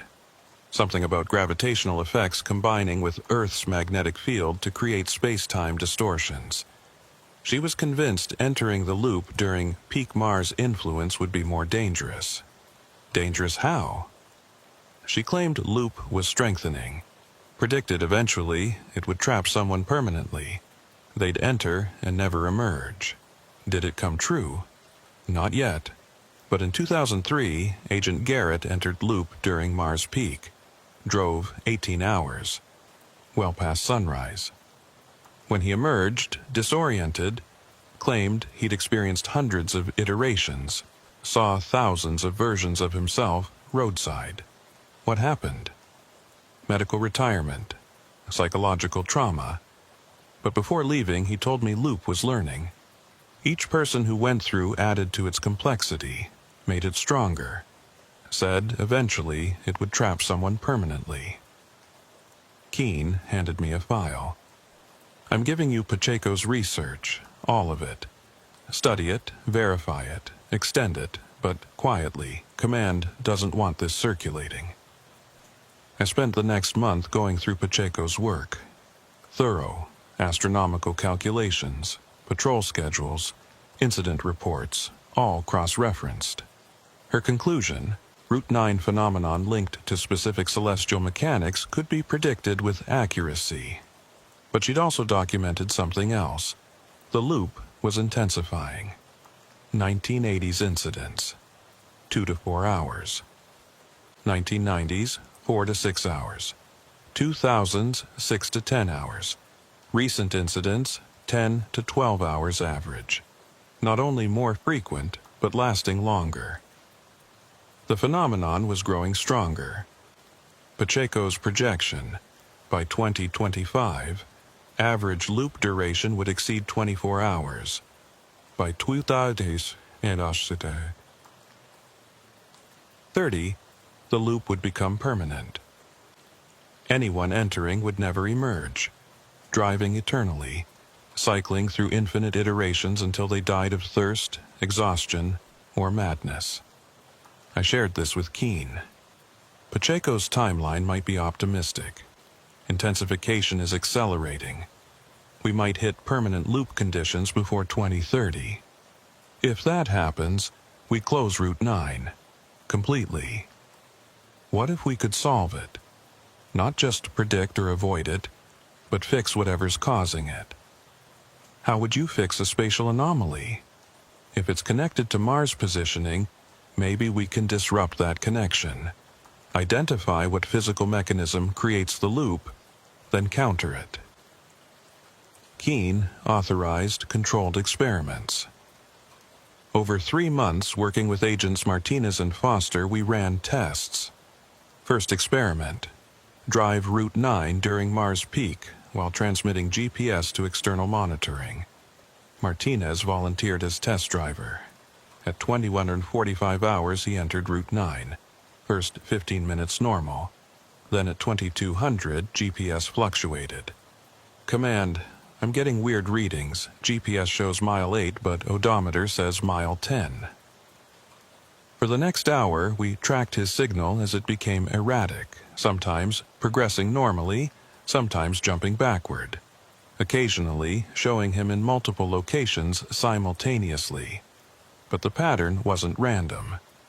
GPS jumps followed a specific sequence, repeating every 12 minutes. The loop had a rhythm, measurable and consistent. When Martinez emerged at sunrise, 198 miles driven, our GPS tracking showed something remarkable. His actual position had traced a complex pattern, not a circle or figure 8, but a 3-dimensional spiral intersecting itself multiple times. He'd been moving through nested layers of space, each iteration offset slightly. It's not a simple loop, I concluded. It's a manifold. Multiple layers of space occupying the same coordinates, but offset in another dimension. Based on GPS data, at least 7 distinct spatial layers. And the standing figures? Iterations trapped in different layers. When layers align closely enough, you can see through to other versions. Second experiment. Introduce electromagnetic interference at specific frequencies. Foster was test driver, with Martinez and me operating interference equipment. The electromagnetic interference had no effect on the loop. Foster entered and experienced standard loop event. But something unexpected happened. Foster reported hearing us talking on the radio. but discussing things that hadn't happened yet, asking questions he hadn't answered yet. Temporal displacement, I realized. Loop isn't just repeating space, it's shifting time. You were hearing our conversation from later in your iteration. Third experiment was dangerous. I volunteered to enter the loop carrying instruments to measure local space-time curvature. Equipment from a university physics department. Plan, gather real-time data from inside the phenomenon. But when I entered Route 9 at predicted Mars peak, the loop didn't form. I drove the entire 15 miles normally. Nothing's happening. Approaching junction normally. Confirmed. Your GPS shows normal progression. I reached the junction without incident. The loop simply hadn't manifested. At first, we thought it was the equipment interfering. But reviewing data, we found something else. The instruments had recorded a massive space-time distortion, far stronger than expected. The loop had been there. It had formed normally, but I hadn't entered it. I'd driven through normal space coexisting with the loop, never transitioning. It's selective, I concluded. Loop doesn't catch everyone during peak periods. It chooses. Next month, during the following Mars peak, the loop caught me immediately. And this time, I saw something new. The standing figures weren't just watching. They were arranged in patterns, organized into formations that looked deliberate. Mile 7, 7 figures in a circle, facing inward. Mile 9, 9 figures in a straight line. Mile 11, 11 figures in 2 rows. Numbers matched the mile markers. The phenomenon was communicating through iteration arrangement. I stopped at mile 7, against protocol, but I needed to examine the formation. 7 figures, all me, in perfect circle about 20 feet diameter. As I approached, they all turned to face me simultaneously. Not threatening, just watching. I stepped into the center. Temperature dropped immediately, that same cold. But this time, another sound. Vibration at edge of hearing. A frequency, specific tone that seemed to resonate. It was counting. Not in numbers, but in pulses. 7 pulses, silence, 7 pulses again. Mile 7. The phenomenon was marking the location, emphasizing it. I set up the space-time curvature instruments at that exact spot. Data they captured was remarkable. Mile 7 was the center point. The spot where the spatial manifold concentrated, where layers intersected most closely. It was the anchor of the loop, the point around which everything cycled. And the instruments detected something else. Regular pulse of energy emanating from that spot, synchronized with Mars' position. Every time Mars crossed a specific angle, pulse strengthened. Manifold became more active. We'd found the mechanism. Route 9 wasn't generating the loop. It was receiving it, a transmission of spatial distortion tied to Mars' position concentrated at mile 7 and radiating outward. But that raised a disturbing question. If Route 9 was receiving this transmission, what was sending it? I shared the theory with Keene. Something on Mars was generating this. He pulled out another classified file. There's a group, he said carefully. Not DEA, not officially government. They investigate phenomena like Route 9, looking for patterns connecting different anomalies. They've been monitoring this for years. What have they found? Route 9 isn't unique. 17 similar spatial anomalies along the border, but also hundreds worldwide, all concentrated along specific latitude lines. He showed me a map. Dots marking anomaly locations formed distinct patterns, aligned along latitudes corresponding to specific angles relative to Mars' orbit. Every anomaly activates when Mars is in particular position. Exact angle varies by latitude, but correlation is consistent. So Mars is the source, or Mars is a relay. something in its orbit or on its surface broadcasting these spatial distortions to Earth. He pulled out telescope observations of Mars dating back decades. In 1907, when first Route 9 loop was documented, NASA's Viking orbiters detected unusual electromagnetic signature in Mars's atmosphere. Brief, lasting only hours, but powerful enough to interfere with instruments. Coincidence? That's what NASA thought. But similar signatures detected every few years since, always during same Mars-Earth alignment correlating with Route 9 events. What kind of signature? Structured, pulsed, not consistent with any known natural phenomenon. NASA's official position, atmospheric interference from dust storms. But unofficial analysis suggests source is something artificial. You're saying there's something on Mars generating these signals? Something intelligent? We don't know what's on Mars, but whatever's creating Route 9 phenomenon, it's linked to that planet in ways we can't explain through natural processes. Keene closed the files. The group wants to meet with you. They want to help investigate what Route 9 really is. 2 weeks later, I met with them at a secure facility in Las Cruces. 3 people, Dr. Reeves, senior scientist, another scientist, and a military officer. Dr. Reeves got straight to the point. Your work on Route 9 has been impressive. You've gathered more useful data in 6 months than we've collected in years. Can you explain what's actually happening? We can share what we know. Route 9 is what we call a reception point, a location where space-time has been modified to receive and manifest transmissions from elsewhere. From Mars, almost certainly.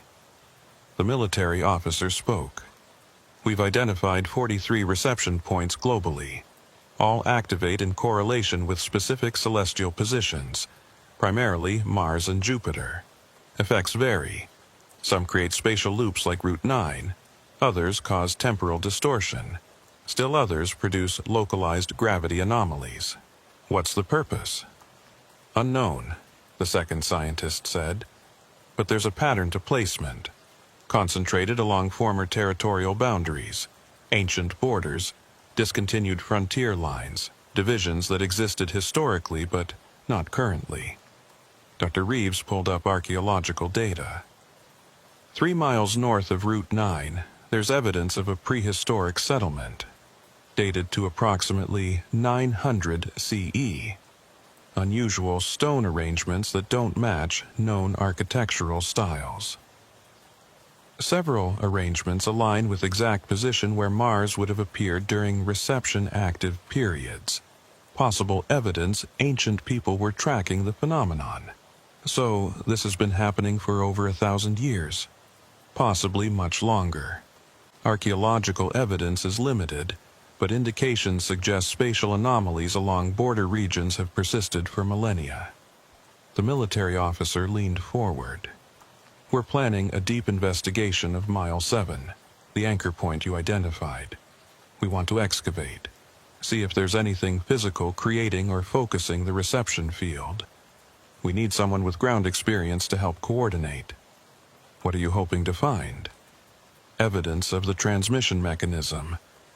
If there's something at Mile 7 receiving or amplifying the signal from Mars, we need to understand what it is, and if possible, how to shut it down. I agreed to help. Over 2 months, we planned the operation. Ground-penetrating radar revealed anomalies beneath Mile 7, structures or objects that shouldn't be there, at depths suggesting they predated modern human activity.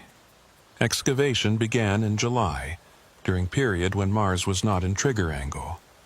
At 4 feet, a stone marker carved with symbols referencing celestial positions. At 8 feet, something that made everyone stop. It was a device. No other word fit. Metallic, but not any metal from nature. Composed of elements Earth geology didn't explain, combinations suggesting either exotic formation or artificial manufacture. And it was active, despite being buried for unknown centuries, still functioning. emitting low-frequency electromagnetic pulses matching the pattern we detected during loop events. "This is the receiver," Dr. Reeves said. "This is what's catching the transmission from Mars and converting it into the spatial manifold. How old? We don't know. Carbon dating isn't working, no organic material. Based on depth and surrounding soil, it's been here at least 2,000 years, possibly much longer. Who made it? That's the question that scares me. Humans didn't have capability to manufacture this 2,000 years ago. We don't have the capability now. The materials, precision, energy source, none match human technology." The military officer made the obvious conclusion. "It's not from Earth, or from Earth's future," the second scientist suggested. "Time travel, sending technology back to establish reception points. Either way," Dr. Reeves said, "we're dealing with something exceeding our understanding, and it's been here, operating, for a very long time." We excavated carefully, finding more layers beneath. A network of similar objects, all connected, all pulsing with the same frequency. Together, they formed something like an antenna array, focused on receiving signals from specific direction of Mars when in trigger angle. The team wanted to shut it down, but I argued, we don't know what happens if we stop it. Loop might intensify or collapse, creating different anomaly. Study it first. They agreed reluctantly. Device left in place, surrounded by monitoring equipment. That night, I stayed monitoring equipment. At exactly 2200 hours, even though Mars wasn't in trigger angle, the device activated. Not normal pulse, surge of energy. And something else happened. Air above mile 7 shimmered, and through that shimmer I saw elsewhere. Not another location on Earth, not another time. A different place entirely. Red sand, thin atmosphere, wrong-colored sky. I was looking at Mars, through some portal or viewing window, seeing Mars surface in real time. And there, in center of view, was a structure. Not natural. Definitely not natural. Geometric, precise, too regular.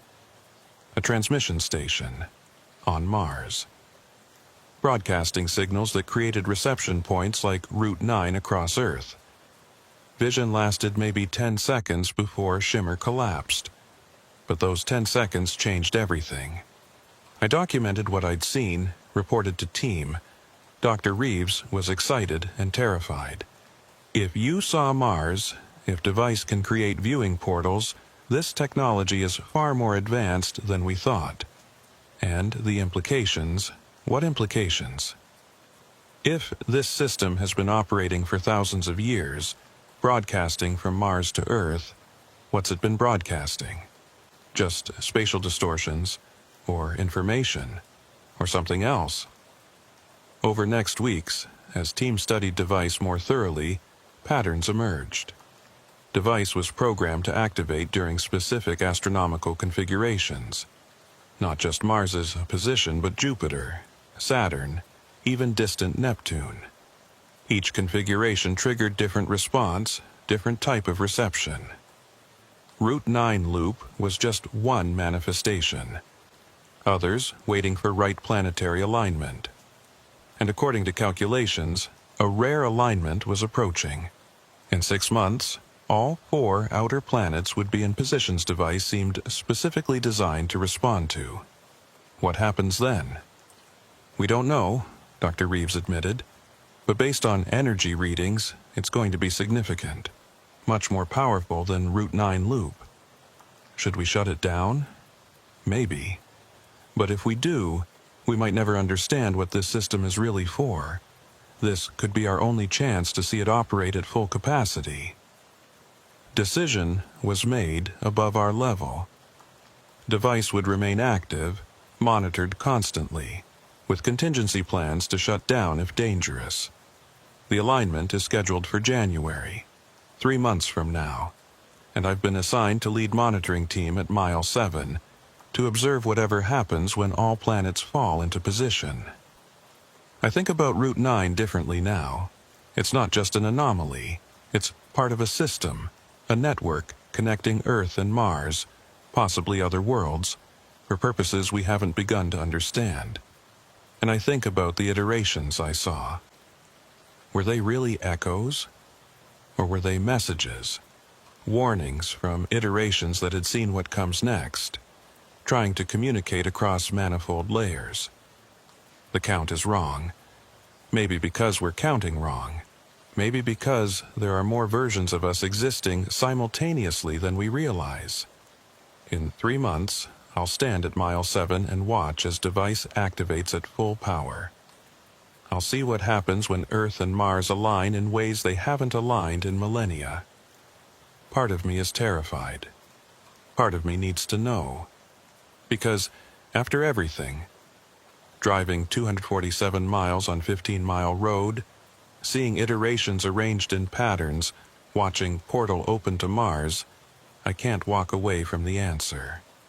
Even if the answer changes everything we think we know about reality, about who built these systems, about whether we're really alone. 3 months until the alignment. 3 months until I find out if Route 9 is warning or invitation. 3 months until Loop either releases us or traps us permanently. And somewhere on Mars, a transmission station is broadcasting, has been for thousands of years, waiting for the day when we're ready to understand. I just hope we're ready for the answer, because I have a feeling the loop was never the problem. It was the test, and we're about to find out if we passed.